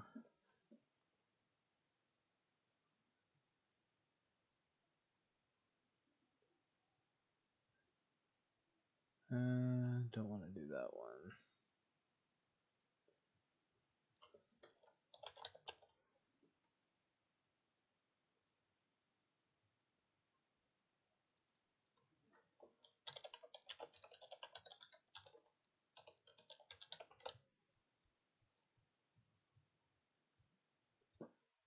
We'll just do this version.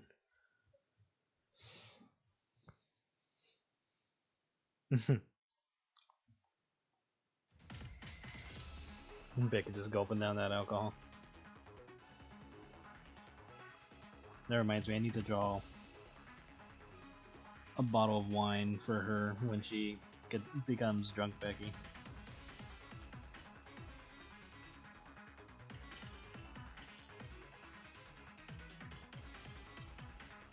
I'll do that later in my own time.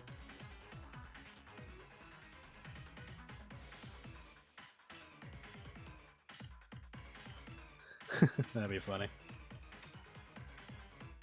Yeah, I have some empty ones next to her too.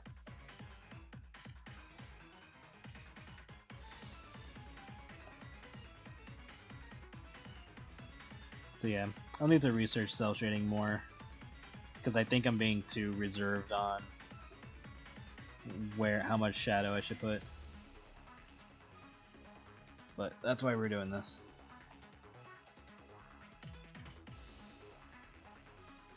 So I can get used to it.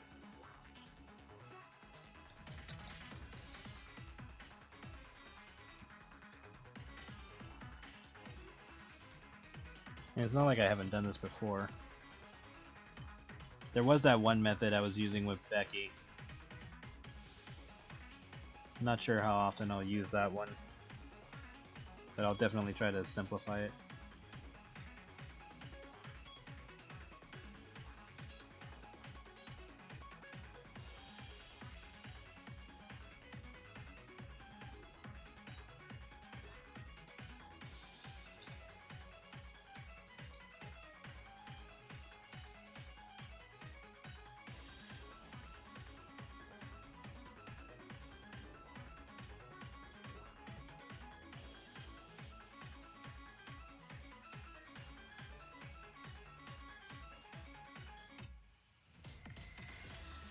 In situations like this, I probably don't need to go too far. But yeah, this is why I'm practicing.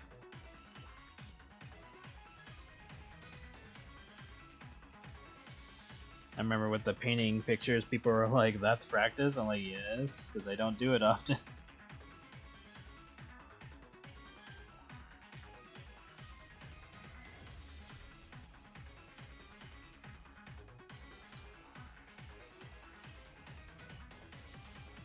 Like, I'm learning this stuff for a reason.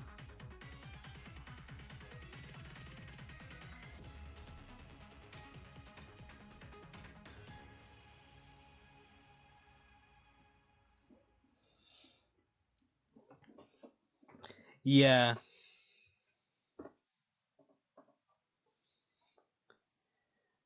I think it's one of those situations where I gotta relax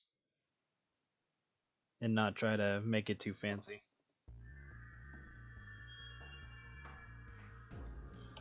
And then I gotta remember that this comes in steps, so like the current shading that I'm doing, this is just part 1, there's still a part 2 to this.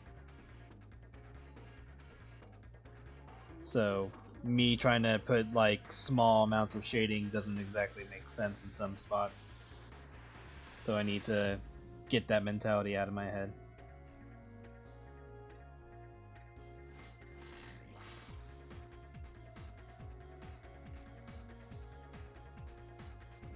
But then some areas do have small shading, so I gotta pay attention to that. But yeah, it's definitely a get out of my head type of scenario.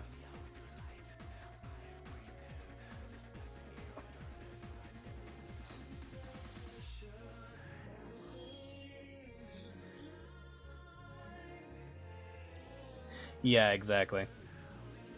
I just gotta keep doing it over and over, so that way it feels more natural. And then that way I'll have like another method to use when I draw. And it'll just be something that I can just swap to, where it's like, okay, I'm gonna use this style, and then I don't have to think about it, I just know how to do it. Kind of like how painting was, but then I stopped for a while, but I definitely know how to just do it now. Because like I did the whole 8 pieces of artwork with Marcy using the painting method. Some ended up better than others, but it was definitely a helpful experience. And then I kept practicing with like other characters, so I feel I've gotten better at it. It's still not perfect, but it's definitely closer to what I was looking for. Like so far, I think Kitsune is my best one.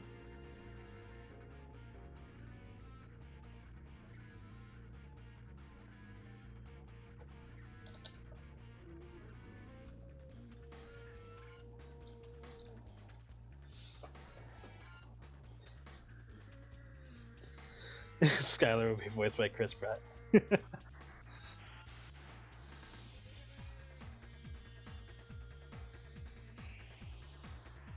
I could see that. Why not?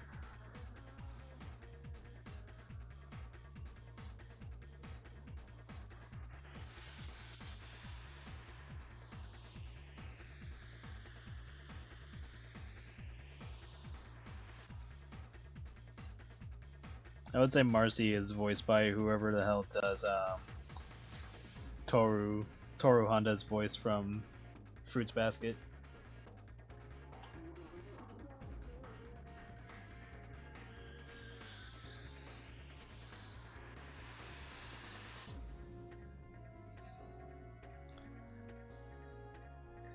This guy should have a tough sounding voice. I mean, whatever works, honestly. I never really think about it.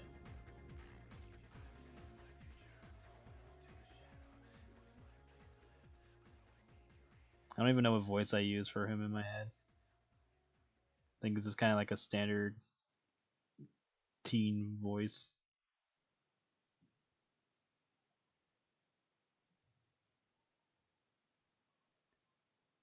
Blake's voice, I think of Fenico from Agretzko.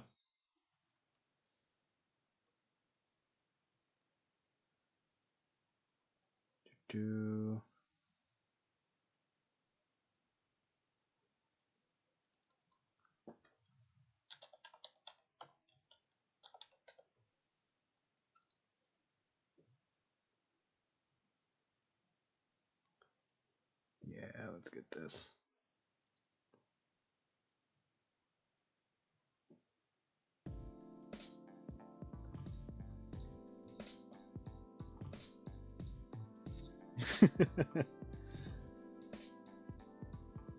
I am curious why they're having him voice Garfield. It's like Chris Pratt's voicing Garfield. I'm like, what? Like, I'm not against it, I'm just curious. I'm just like, huh. It's like, I'll be honest, wasn't my first thought.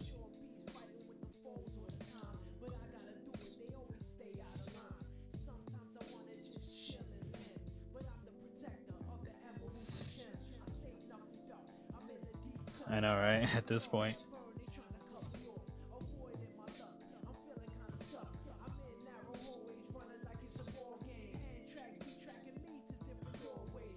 How would this be?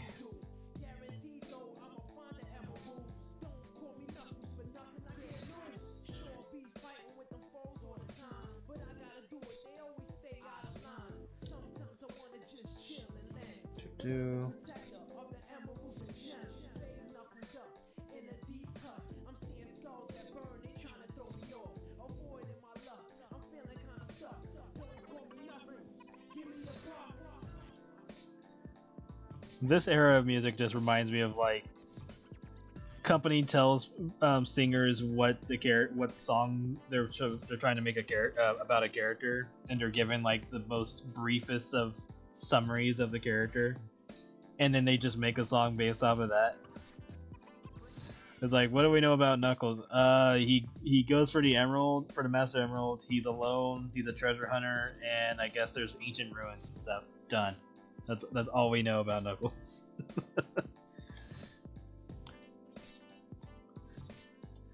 Same thing for Power Rangers. It was just like, okay, we need a song for Power Rangers. And it's just Go Go Power Rangers, you Mighty Morphin Power Rangers. Like, that's it.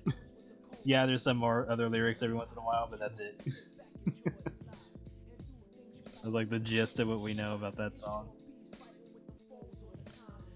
But that song is awesome, so whatever. Or like the original X-Men theme song where it was like just saying X-Men, X-Men saves the day, saves the day, and that's it. And there's like a little bit more to it, but that's like the main theme. Like, it does have actual lyrics, but still, that's like all we get. That's like a chorus.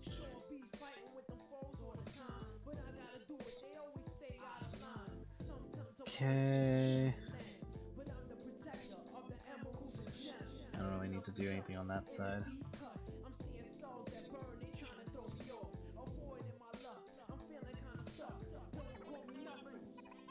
A little bit of shadow.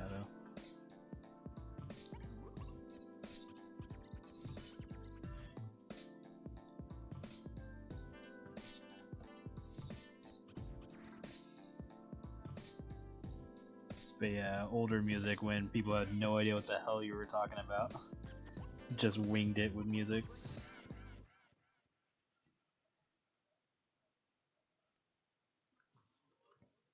And it was great.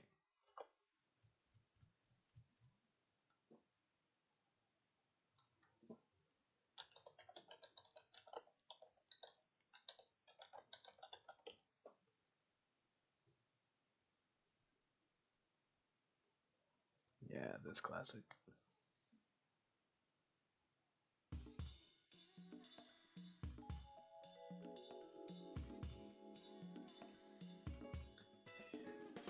Tiffany voiced by the bully.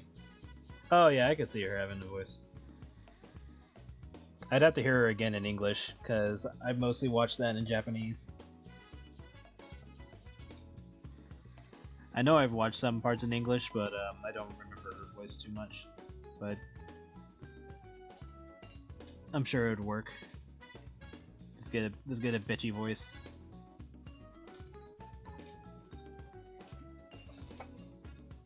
Or any character, or like most characters from Agretzko you could pick.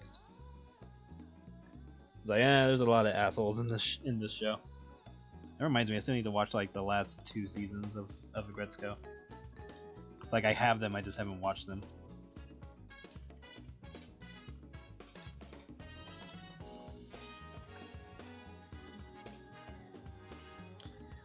Right? I miss this version of Rouge. I miss Sexy Rouge.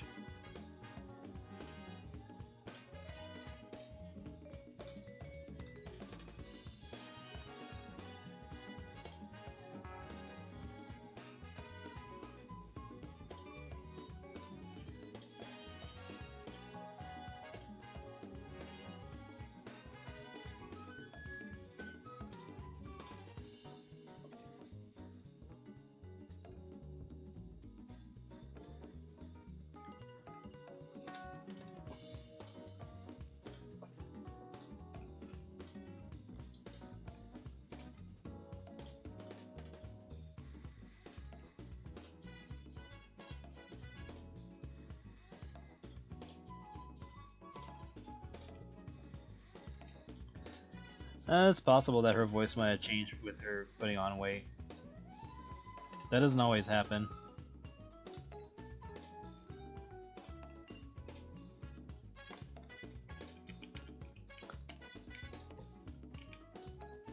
Kind of depends on where you could go with it.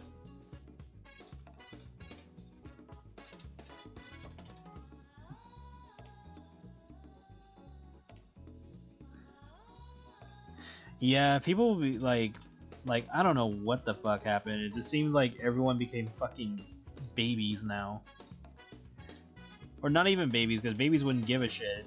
I don't even know, because it's like the smallest things either offend people or they think it has to do with like real life and all that, so they freak the fuck out for some reason.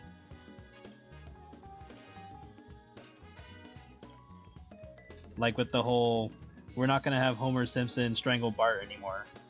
And I'm like, I mean, if that's your choice, sure, but what's your reasoning behind it? And then they're like, oh, you know, he shouldn't be abusing his kid. And I'm like, I mean, true, but also remember this is a fucking cartoon. So nearly everything's exaggerated. Alright, take care. Have a good night. It's like almost half or more of cartoons that came out in the 90s or so wouldn't be even possible in today's culture or today's like climate, because everybody is so easily fucking offended by nearly everything now. Back then nobody gave a shit, and if they did, it was very minor. Granted, the internet wasn't as populated as it is nowadays, but still, it's like, Jesus, what happened here?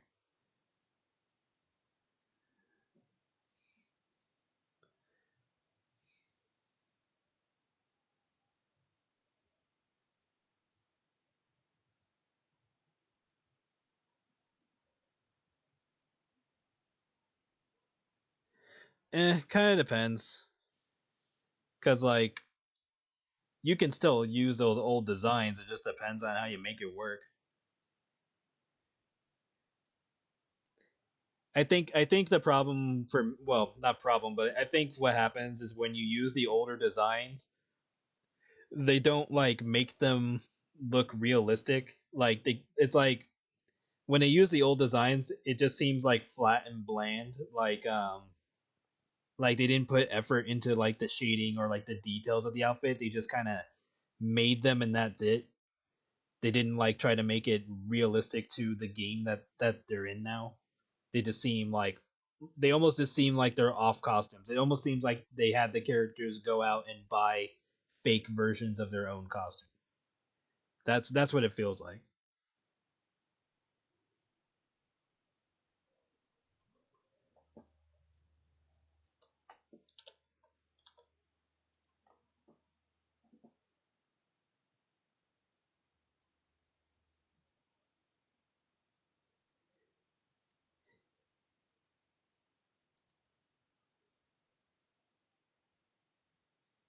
Yeah, yeah, like she doesn't have to dress sexy, but she like it seems like she keeps the flirtiness of her tone, but then a lot of times it seems like something's off because it's like, oh, she's being all secretive and stuff, but then it's like, for what now? It's like the organization she works for barely exists. She says she's a treasure hunter, but we barely see her doing any of that. She does a little bit more in the comics, so that's like some saving grace, but still, it's like she's a shadow of what she was. Same thing, and the same thing goes for Shadow. It's like after Sonic Adventure 2, he really didn't have anything to do, and then they made Heroes, which brought him back because he was a popular character. But even then, they kind of hinted that he was just a clone. But then in Shadow the Hedgehog, obviously they revealed it's like, oh, you're not a clone. But even then, they like had to make up this whole like alien race thing, which they kind of forget that he was even involved in, because in other media he's like talking as if he's like a regular hedgehog, and it's like, dude, you're not a regular hedgehog. What are you talking about? So it's almost like all this information was just made to be thrown out.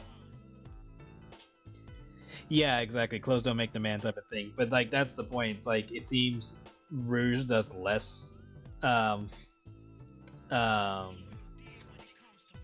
allure, because she did a little bit more in Sonic X. Hydrate, yes, I will. I got water this time.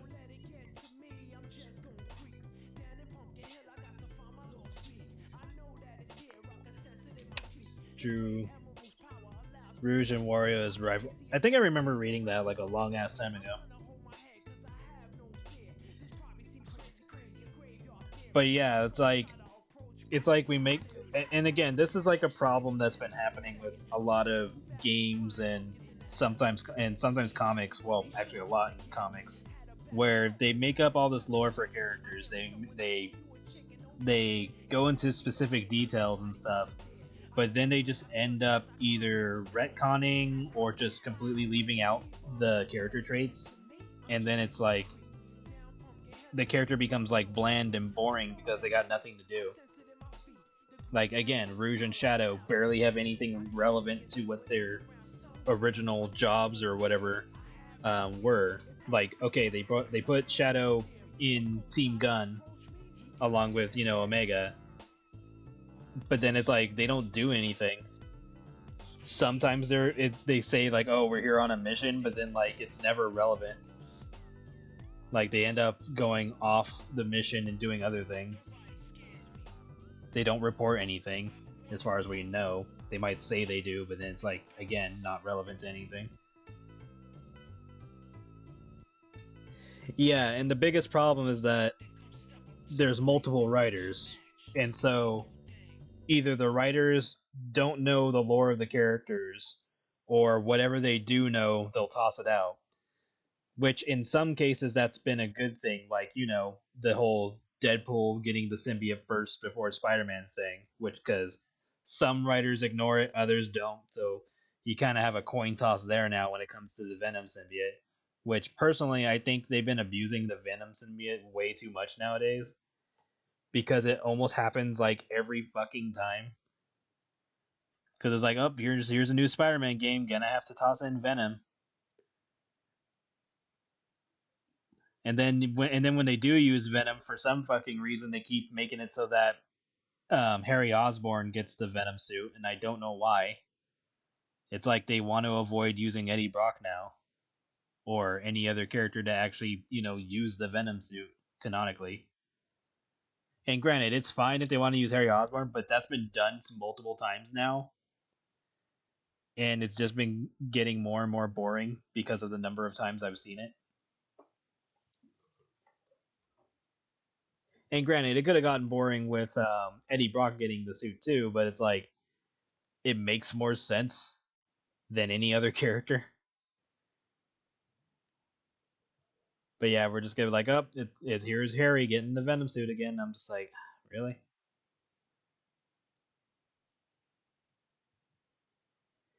You can dress someone sexy, but she has the personality of a cardboard. Yeah, that's me with just women personally. It's like, look, you can look like a fucking 11, but if your personality is shit, then I don't want to deal with you.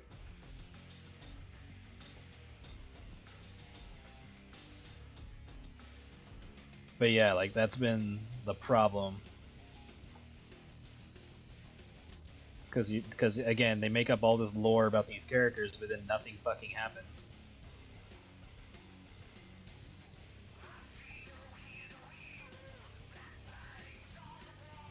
Let's do this in a way that doesn't look like shit.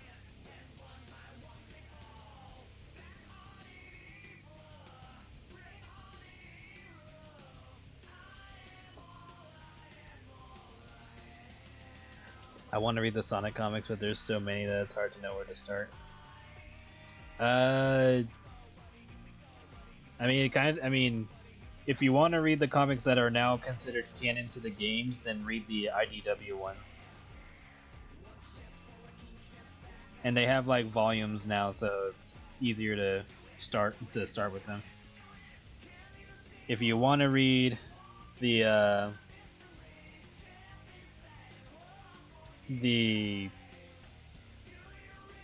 Archie ones, I mean, you can. It's not like it's a difficult task. You just have to understand that the beginning comics were all cartoony because it was being just more comedic, and it didn't get serious till like I want to say the 30s, maybe a little bit earlier than that.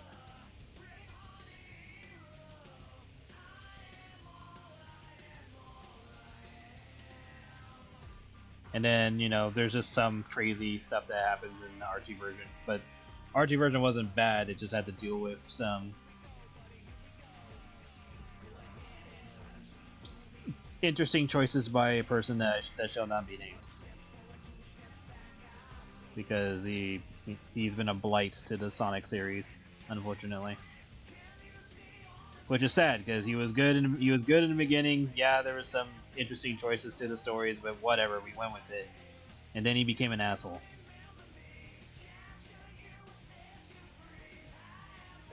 You already know. Okay, then yes. But yeah, it was like the stories were, like, for me growing up reading those comics that were written by him, I was like, okay, these are interesting. Yeah, it's way different than what I know of Sonic at the time, but that's because Sonic didn't have any lore, or at least not a lot of it. And then the problem was when he left the business and then tried to take characters with him, which again doesn't make any goddamn fucking sense because he doesn't use them. And whatever characters he does use, they're just skins of what they were. Nobody cares now. They're not relevant. And like it's like the only reason why he even took them is because he thought Sega would pay him for the rights to use the characters. Which, it's fucking Japan. They ain't gonna do shit. Like, good luck with that. Yeah, and a lot of the characters are just revamped versions of existing characters. I mean, a good chunk of them are original. Like, I'm not gonna not give them credit for that. But like characters like Evil Sonic, I sit there and go like, but the character wouldn't even exist without Sonic. How does that work? But I guess it's like the character's different enough where he counts. Which is funny because when that happened, they revamped Evil Sonic into Scourge. And then later on, Ken Penders tried to take Scourge and use him as his own character for when he was going to do a comic called, I think it was Scourge the Speed Demon. But then that didn't work out because of both the people making the comic and then, Ken Penders, because everyone was like, yo, that's not your fucking character. What the hell are you doing? So the comic just didn't happen. And then, what was that? There was like other shit. Oh yeah, he tries to take Shade, the Echidna, which again, he didn't make the character, but his argument is like, well, Sega's not using them, so I'm gonna use them. And it's like, that doesn't fucking mean anything. It's like, just because they're not using the character right now doesn't mean you own the character. It's like, what the fuck kind of bullshit is that supposed to mean? Anyway, let's see. Good song. No, I don't want to use that one. Sure, whatever.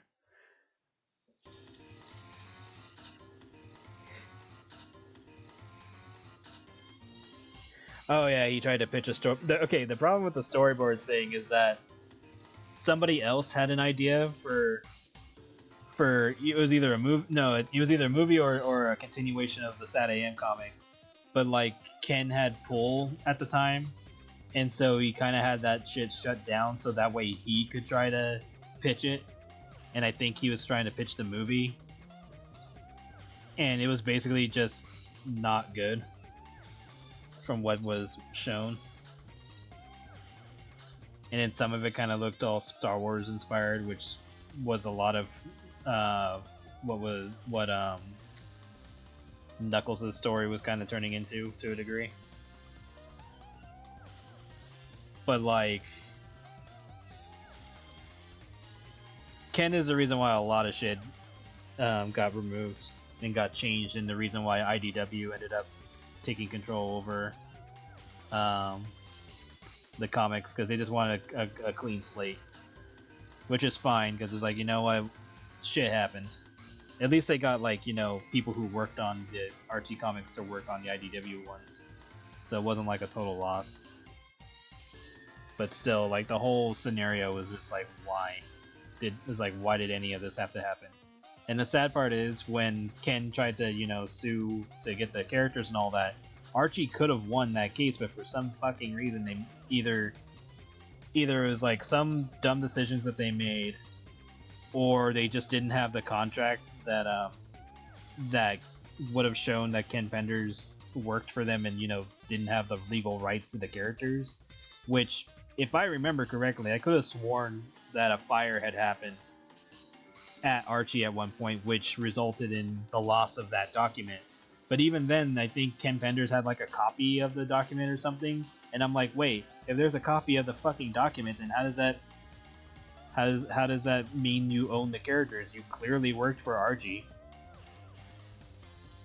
so it doesn't make sense for him to own the characters. But Archie somehow fucked that up, and so they ended up settling, and thus they lost all those characters. And I'm just like, okay, fine.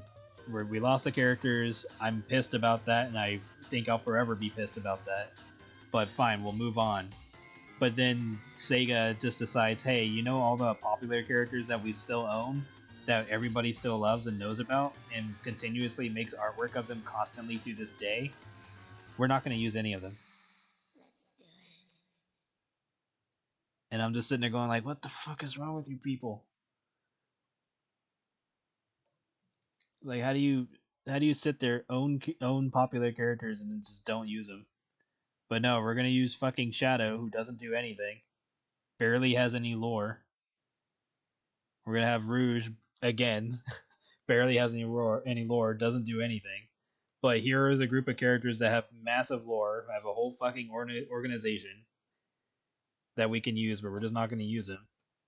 And then the biggest problem is that a lot of what those characters did that Sega could have been using, they're like slowly giving to like other characters for some reason. So they're trying to make like Amy more authoritative and stuff. So like in Sonic Frontiers, they tried to make it look like she was commander and shit. I was like, what the fuck? It's like, since when is she commander of anything? And that's why in Frontiers she's like much more mature and shit. And I'm like, okay, good. She's at least developing as a character. So if they did bring back Sally, they would basically have to make the Freedom Fighters be their own faction, and like have to team up with Sonic rather than be characters that already knew him. I mean, obviously, because they currently don't know him in the game universe.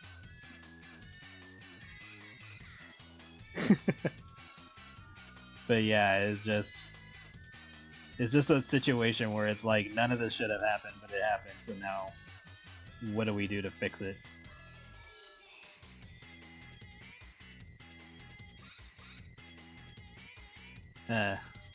Anyway, sorry for my rants. I know I keep doing that when it comes to Sonic and other stuff that I'm into.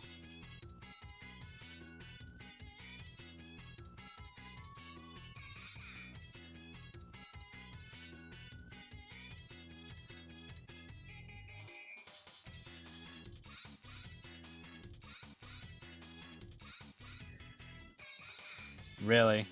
If they did do a poll, I did not see it. And that's assuming if it was even official. You know what? I'm gonna look that shit up right now.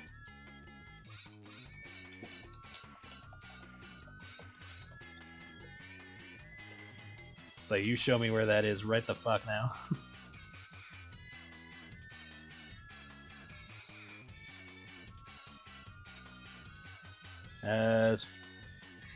Just skimming, I think that might have just been like a community thing. But who knows? It could have been a thing. But like we already know the developers want to use the Freedom Fighters. So it's literally up to fucking Sega. Which I don't know who the hell thinks that they know better about, like, oh, let's not use these characters. Nobody knows the Freedom Fighters. Like, yeah, whose fault is that?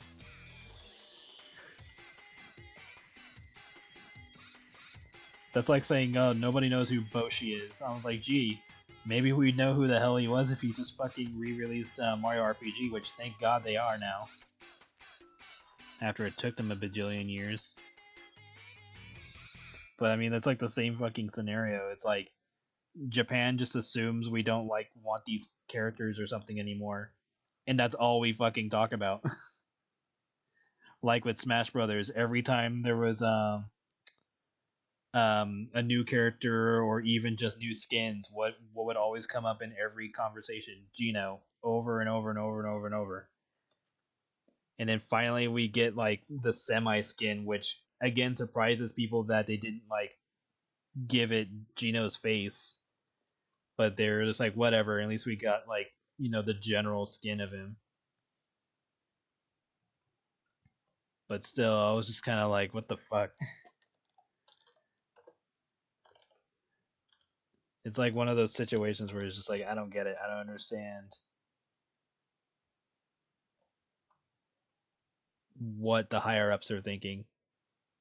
As like, I would love it for them to just explain it better. Like, give me an actual reason.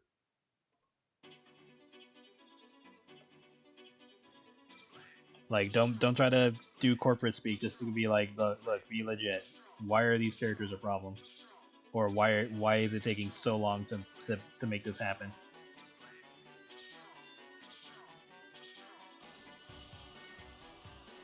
Oh yeah, definitely. Because Fire Emblem is so goddamn popular. But we gotta have like 8 of them. And granted, I wouldn't have a problem with Fire Emblem characters if they actually played differently. Because like 5 of them play exactly the same. Or nearly the same. Because Marth, Roy, Lucina, what's his name? Chrom, and I want to say to a degree, Ike, all play the same. They all have a charge move that attacks, or that does like a big burst attack. They all have a counter. Ike doesn't have this, but the other 4 have a dancing blade. And then all their up Bs are the same except for Ike's and Chrom's, because Chrom's takes Ike's data. And then the other Fire Emblem characters play differently, thank God. But it was weird when they tried to say that Byleth played differently because their attacks was based on direction. Because it's like, oh look, they use a different weapon based on direction. I'm like, yeah, so does Inkling. And so does Mr. Game & Watch. And so does insert other character. Because it's like, this isn't new. Like, you've already done this. So I didn't understand what was so special about that. Like, it would have been different if they, like, if he attacked using a specific direction, he would change his weapon, and then the weapon would be your new moveset. Like, then it would be interesting, but that wasn't the case. I don't think I need it on up there. I think I did need to be more subtle with down here.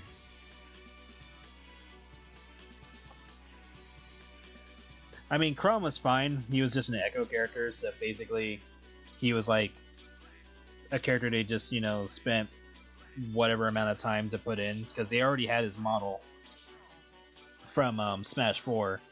So Chrom was fine. It was just Byleth personally, because it was just kind of like, okay, we already have enough Fire Emblem characters, because it's like, it seemed like Chrom was like the character they tossed in just for the hell of it, and that Byleth was not going to be a thing. But then Byleth was a thing, and that's why they had to announce, like, because like Sakurai knew that Byleth was going to be added to the game, because again, you got to remember, Sakurai didn't choose the characters for the DLC. That was a Nintendo's choice. He knew that Byleth was going to be the last character for the first set, and so that's why they announced, hey, we're making more characters. Because I think they announced that when I think it was either Banjo or when Terry got announced, they immediately said, hey, we're making more characters. I think it was when Terry was announced, because they knew everyone was going to be pissed about Byleth.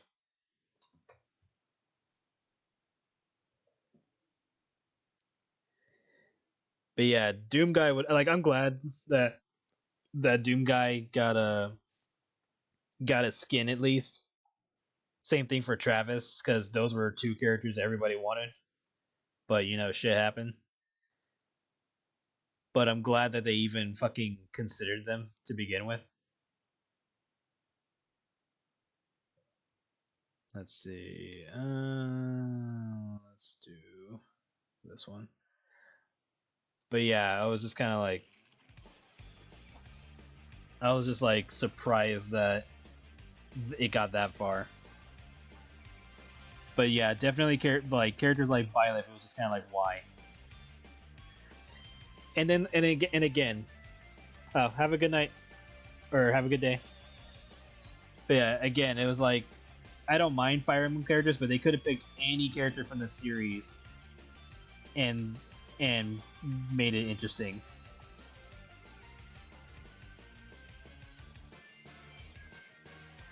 Like, they have dragon riders, they have horse riders, they have archers, and like Byleth seemed like the answer to mix in a bunch of different classes together, so that way we could have variety.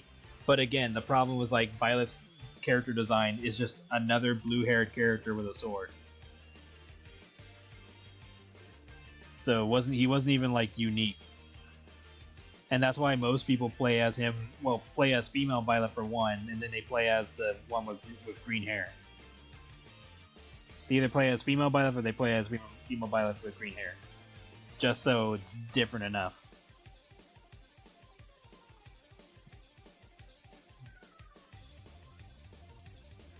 So it's like, good lord, man. And I know like a lot of their choices falls into like what's popular and stuff. The same thing goes for, you know, most companies and decisions, but it's like after a certain point they like overdo it and then they don't understand why it's failing. Because like Kamen Rider has this problem right now where it's like, hey, here's more Legacy Rider stuff, and everyone's like, you just did this not that long ago. It's like they don't give things enough time to like settle and become cool.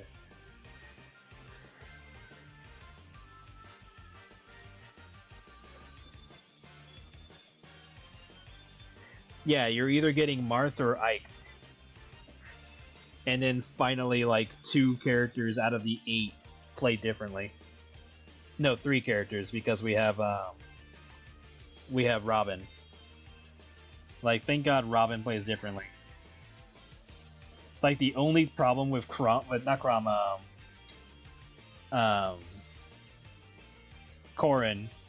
was that Robin came before Corrin. So the problem with Corrin is that Corrin has white hair and looks like Robin. Luckily, you can play as the female version and stuff because people love that one. But it's like the same issue. It's like, hey, here's a character design from Fire Emblem. Let's make a new game, and it's like the same character design, which is weird because they've had other Fire Emblem games that had completely different designs, like Roy. So it's like, but then you have like, I think it was like Hector or whatever, who looks like Roy, but I think he's supposed to be like Roy's father, so that makes sense. But still, it's just like, you couldn't have varied it up a little bit more. But no, we're gonna have 3 characters or so with blue hair that are swordsmen. No, 4, because you have Lucina too. So there you go. I don't know. I find it strange, and I get it. Like, it's like, oh well, people were nostalgic about these characters, blah blah blah blah blah. I'm like, okay, but can we stay nostalgic on them and still make something new? Or are we just trapped into the same thing but slightly different?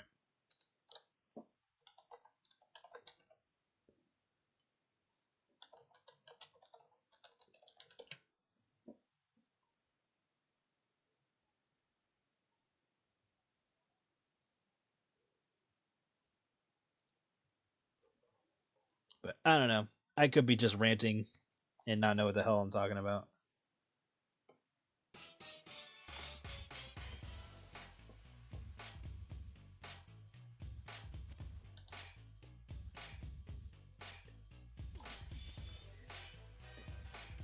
But anyway, thank you for coming to my TED Talk.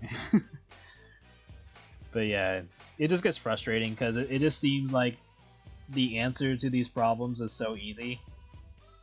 And maybe it isn't. Maybe it's not as easy as I'm assuming it is. But it just seems like it. And for some reason, the higher-ups for these companies just don't pick the right answer. But every once in a while they do, and it's like a fucking miracle. It's like fucking Christmas when that happens. And then but then like when it does happen, We have to sit there and cross our fingers that they don't misunderstand why it was good. And then try to overdo it. And then when it doesn't work the second time, they think that people are not interested, and then they don't do it again for like 10, 20 years. And it's like, no, you did good, but now you're trying to overdo it. Or like you didn't understand why it was good, and now you're doing stupid decisions again.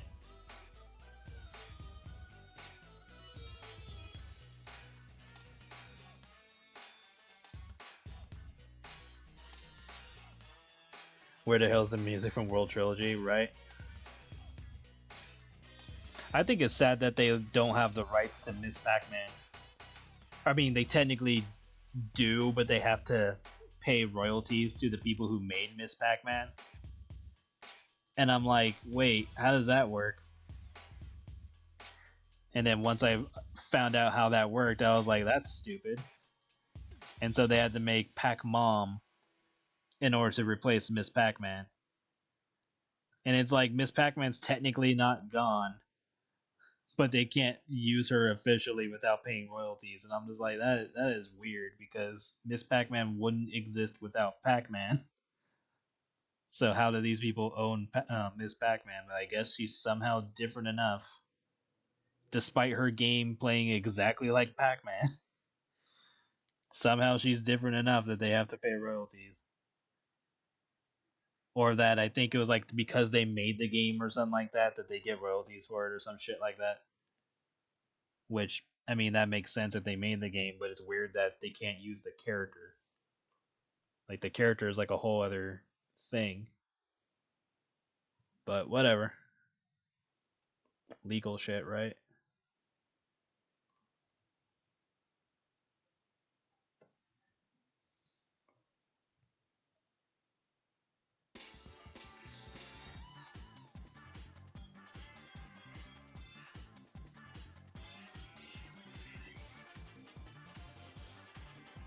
All I've learned is that if you ever work with a company, you better fucking know what you're signing into. That's all I've learned.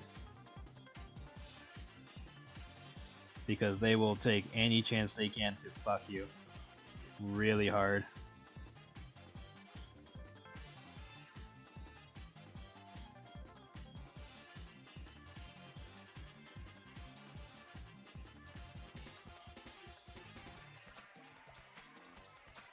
Yeah, I definitely need to practice more with this method because I'm being way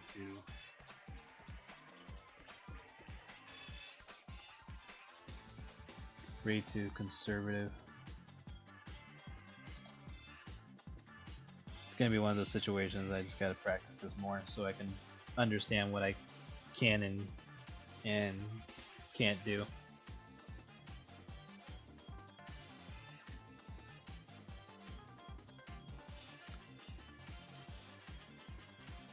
Well, that's good. I'm glad you had a good time with that series. The first game I ever played, or at least recall playing, was Super Mario Brothers for the Nintendo, or the NES. After that, it was like Tetris and Zelda and Duck Hunt, and then Battletoads. That's a game to get my ass kicked to. And then I think Ninja Turtles. So it was like around, like, I don't know which ones came first for me, other than Mario and Duck Hunt and Zelda. But after that point, it was just like, well, time to grow up in the freaking deep end. So here's Battletoads, and here's Ninja Turtles with the fucking water level that basically murders you. And here's Battletoads with their speed bike level. So it's like, good luck with that. I'm just like, fuck me. Then of course the Sonic games. Love that series. Once I finally got the hang of it, destroyed those games. Never had a bad time. That's not true. Sonic 06 was a thing. Same thing for Black Knight was a harsh time. Like I beat it, but it was just like one of those things where it's just like, man, this could have been so much better.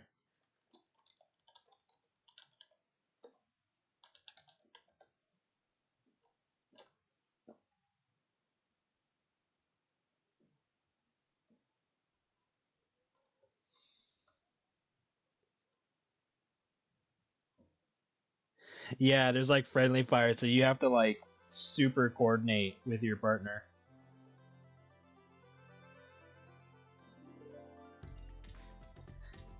And it's funny because they had Battletoads and Double Dragon, and then they eventually had a crossover game where it was both of them at the same. You could play as both teams, so that was interesting.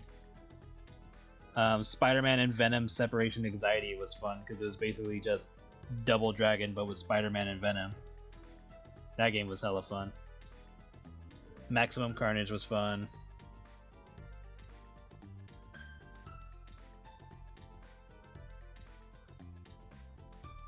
And if I'm getting to like random ass games, there's Mischief Makers. That was an interesting game. Gunstar Heroes. There's a Vector Man. Earthworm Jim was fun. Wasn't there supposed to be a new fucking game? Like whatever happened to that? Can't remember if that was supposed to be like a Kickstarter or if that was a thing that's coming out and they're still making it.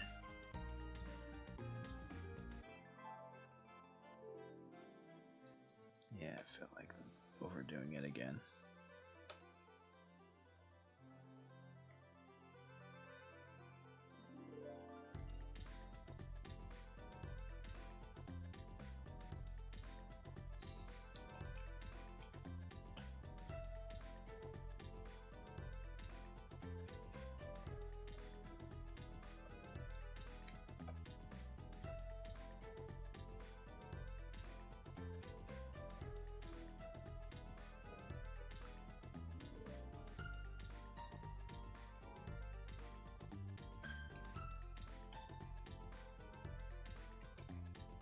Oh goody, that's not gonna work. Okay.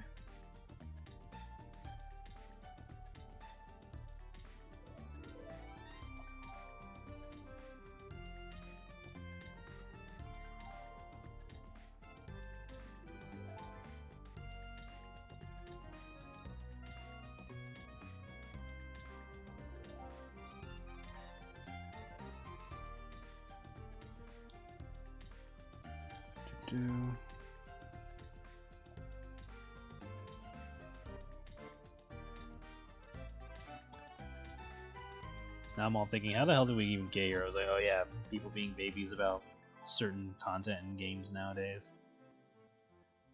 Like I was listening to a video and they were talking about how people were having problems with like Grand Theft Auto, and so one person explains like what Grand Theft Auto is to somebody, and that person's like, I know what Grand Theft Auto is. My 8-year-old plays it, and I'm like, huh.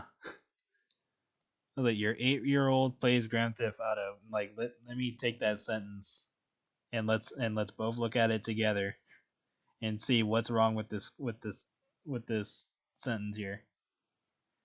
And again, this is a person complaining about Grand Theft Auto, but their child plays Grand Theft Auto, a mature rated game that an 8-year-old is playing. And I'm like, at that point, you can't be bitching about Grand Theft Auto if you're gonna allow your 8-year-old to play it. Like what are we doing here?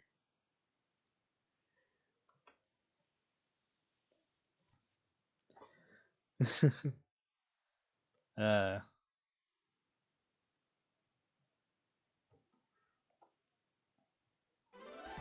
I'm just like, am I the crazy one here at this point? Like, what happened?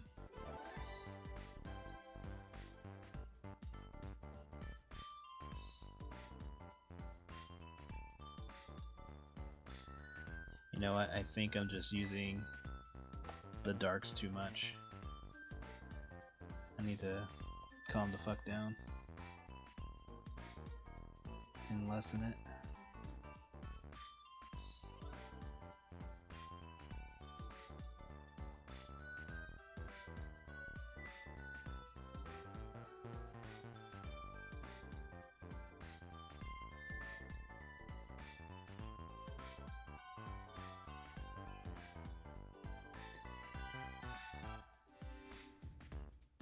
Yeah, exactly.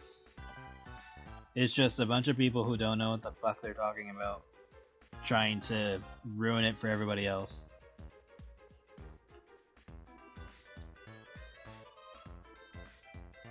So yeah, let me go over this and just erase some of this dark, because I feel like I've been overusing it. Like, this shouldn't even be over here, it should be underneath.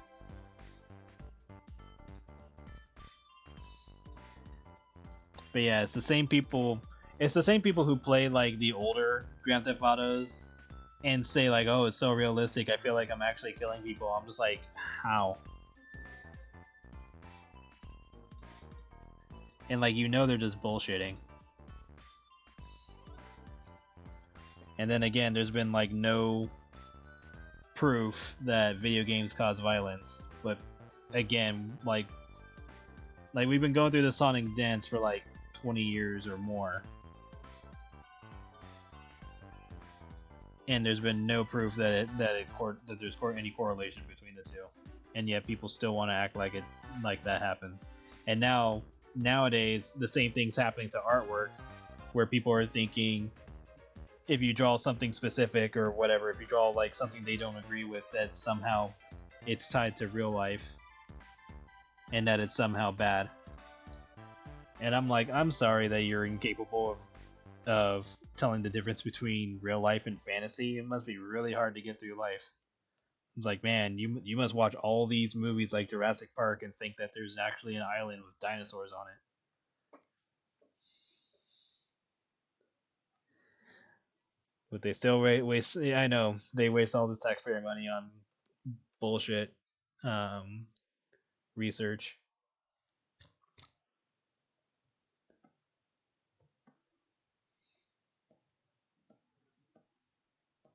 Or as like studies say, is like, oh, no, like studies say that kids who don't have their cell phones for long periods of time act like they're going through withdrawal. And I'm like, yeah, probably, because you know they're basically online at all times at this point, so I'm not surprised. But then they like try to make it like a big deal, or like go into like something huge about it. And I'm like, guys, it's not. Like, there are easy ways to get through this, or you know, limit how much your kids are online and all that, and also make sure that you know whatever it is they're doing online is not like the end of the world, because you know there are some kids who like there have been cases where kids were like, oh, I don't want to be friends with so and so, let's kill them. And I'm like, wait, what? How did we get from I don't want to be friends with so and so to let's murder them? How did we get here? Like no longer being friends is one thing, but resulting to killing them? Like, how did we get to that scenario?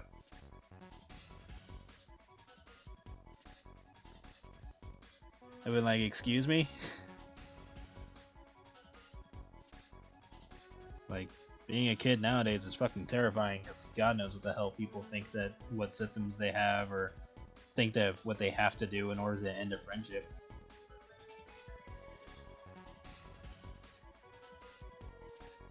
It's like, can we just call the person a bitch and move on? Like, damn.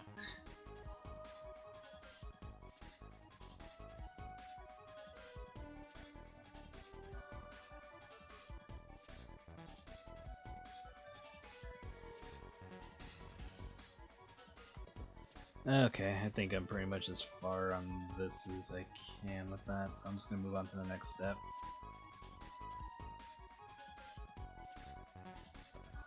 There's probably some form that I haven't done properly, but I'll have to research it.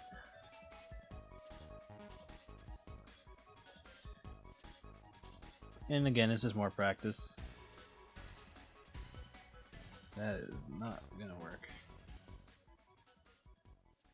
Let's try this. Yeah, that's better.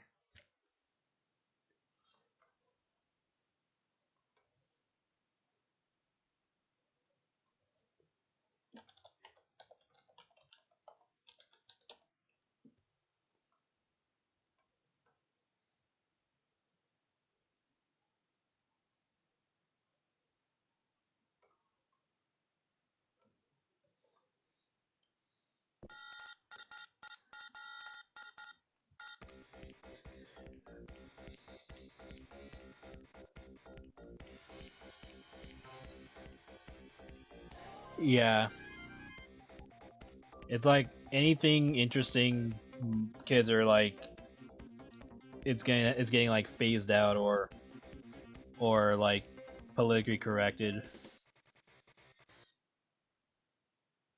or it's kind of like certain things are being watered down because they don't want people to be offended for some fucking reason.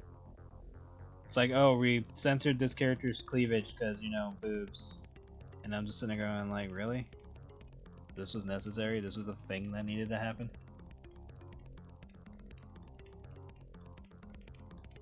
It's kind of like all those Yu-Gi-Oh cards where it's like, oh, we need to censor them because the game's for kids. And I'm like, is it?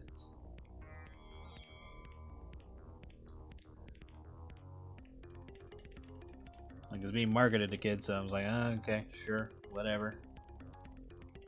But it's funny because nowadays they're re-releasing that old artwork and they're calling it Lost Art. And I was like, oh, that's funny. It's funny that you're releasing the artwork of the characters with, or of certain cards that were considered violent or whatever back in the day. It's weird how they're suddenly okay with that. Which, on one end, I'm like, cool, we get the artwork back, but on the other end, I was like, man, you guys are fucking hypocrites. And then at some point, people are gonna say like, "Oh, it's 2023 now," blah blah blah. I'm like, yeah, it's 2023 now. People are still saying that artwork in video games cause problems, and I'm just like, I don't get it. I feel like the world got stupider somehow. I mean, I don't even know if that's a feeling. I think it's just fucking fact at this point. 5-year-old who almost put on a sex offenders list for kissing his classmate. Wait, really? Are you fucking serious? A 5-year-old who was almost put on the sex offenders list for kissing their classmate. Wow. I will admit, that is new to me. That is a new one for me.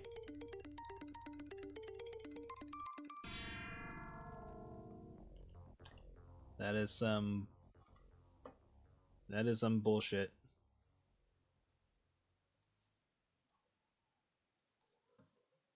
I'm glad it didn't go through, but damn. Yeah, it was a kid. I was like, what the fuck? And he's 5. You either explain boundaries or you explain romance. I don't know. Why the, like, sex offenders list? That's like the furthest thing from my mind in a situation like that. He was autistic. Okay, if he was autistic, then yeah, you explain the social part about it. You help him understand, and then you move on. Either way, he's 5. Like, good lord, man.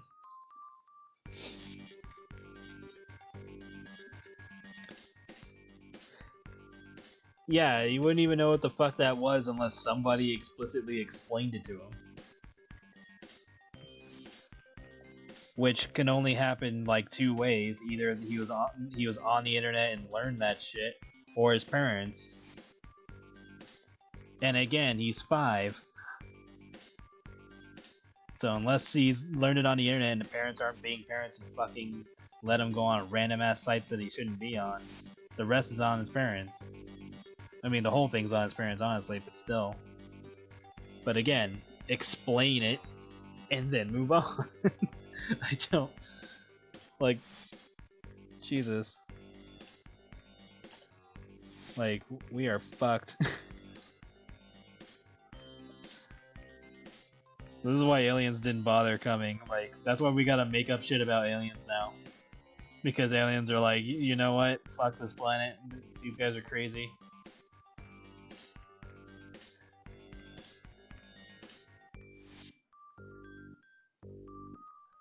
They're like, fuck this planet. I don't know what the hell's happening here anymore.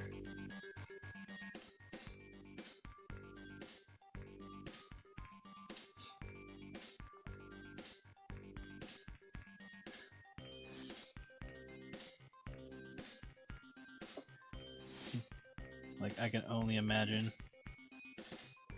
what would happen if aliens showed up and saw everything that was going on. They'd be like, wait, what?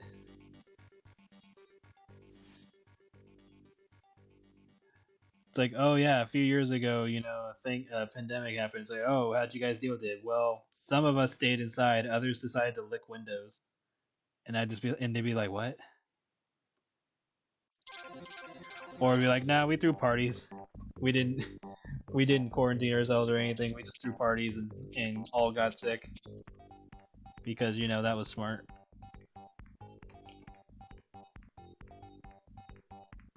And then at some point,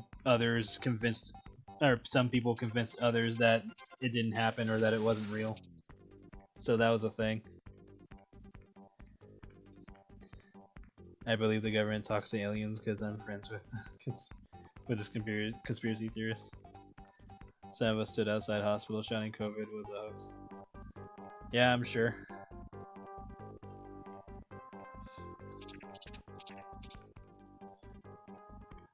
And at this point, I'd honestly, even if aliens did exist, I probably wouldn't even give a shit anymore. Because it's like, okay, aliens exist, now what? And then it's like, even if they did exist, we don't have anything interesting from it. It's like, oh, cool, they exist. Where's my hover, my hover car, or whatever fucking technology we ended up getting?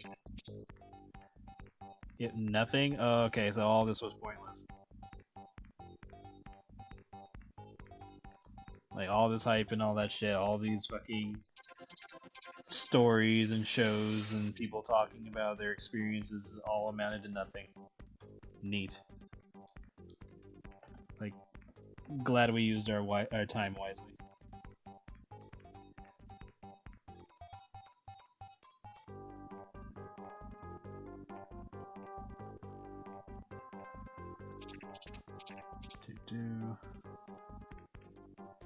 And it's funny, when people do bitch about certain artwork and all that, they don't even think about the artwork that is in museums still, that people love, or still admire and appreciate, that are like the exact problem they were bitching about. Holy shit, why am I getting a raid? Thank you for the raid, GL Wolfie. It's like suddenly 5 people.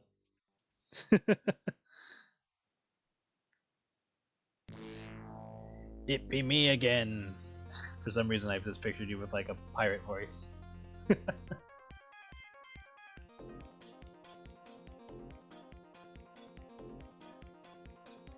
yeah, welcome.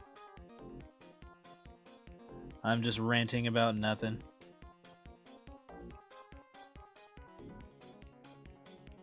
And just practicing some artwork.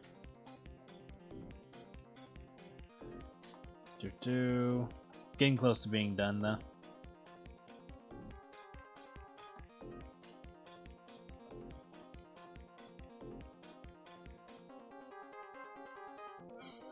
I guess I could put it on this here.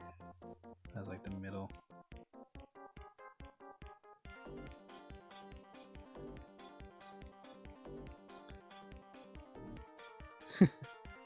Thank you. Yeah, I'm just doing whatever I can to suck less, so I'm learning other styles and stuff to practice with. So I can use it in the future. Only thing I gotta worry about now is just how much time it takes. Usually 3 hours seems to be my limit. It's like 2.5 to 3 hours seems to be how long it takes for me to make like a start to finish drawing. Like if I know what I'm doing, then it's a little faster.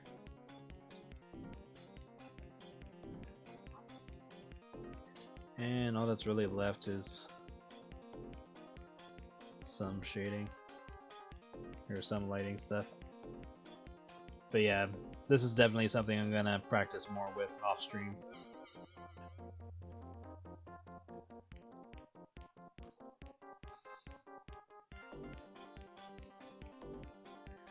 So let's try putting this to soft light.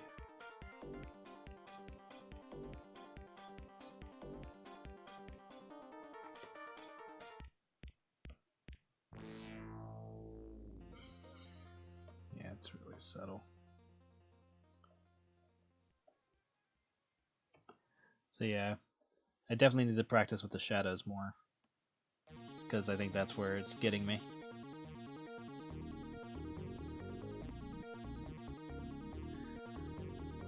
Oh, Jesus.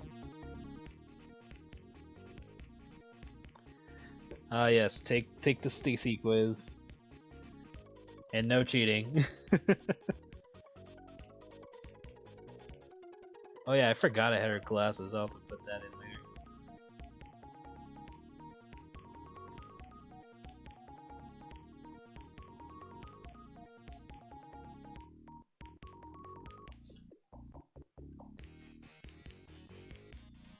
Anyway, let's put in her.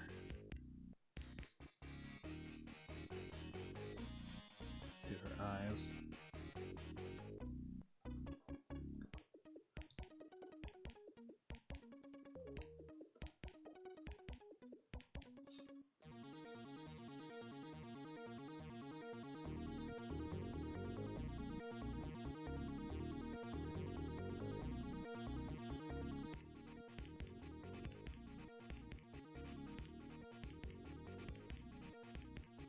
There's like multiple ways I can go about this. Still gonna dabble in doing it this way.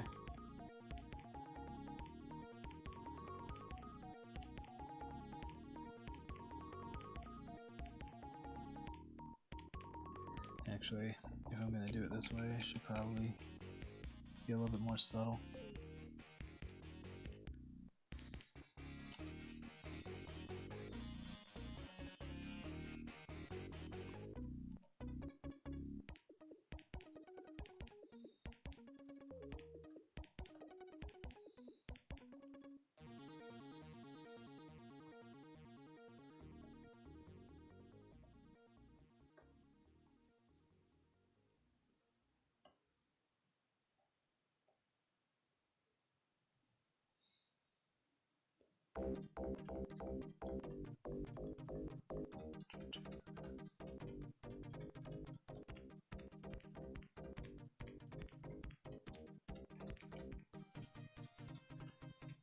Do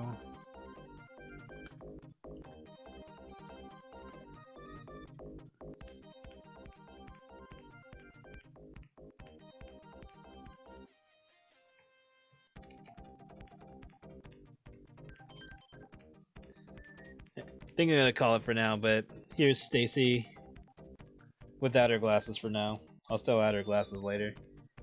But I'm definitely gonna practice this more. It's not bad, but not exactly what I'm looking for yet. But I mean, that's the whole point of the practice. But this was fun. Oh, let me turn that off. But this was fun. I'm glad I did this. Yeah, have a good night. I'm definitely gonna stream again tomorrow. Debating on if I'm gonna stream in the afternoon. I might like do it every other day.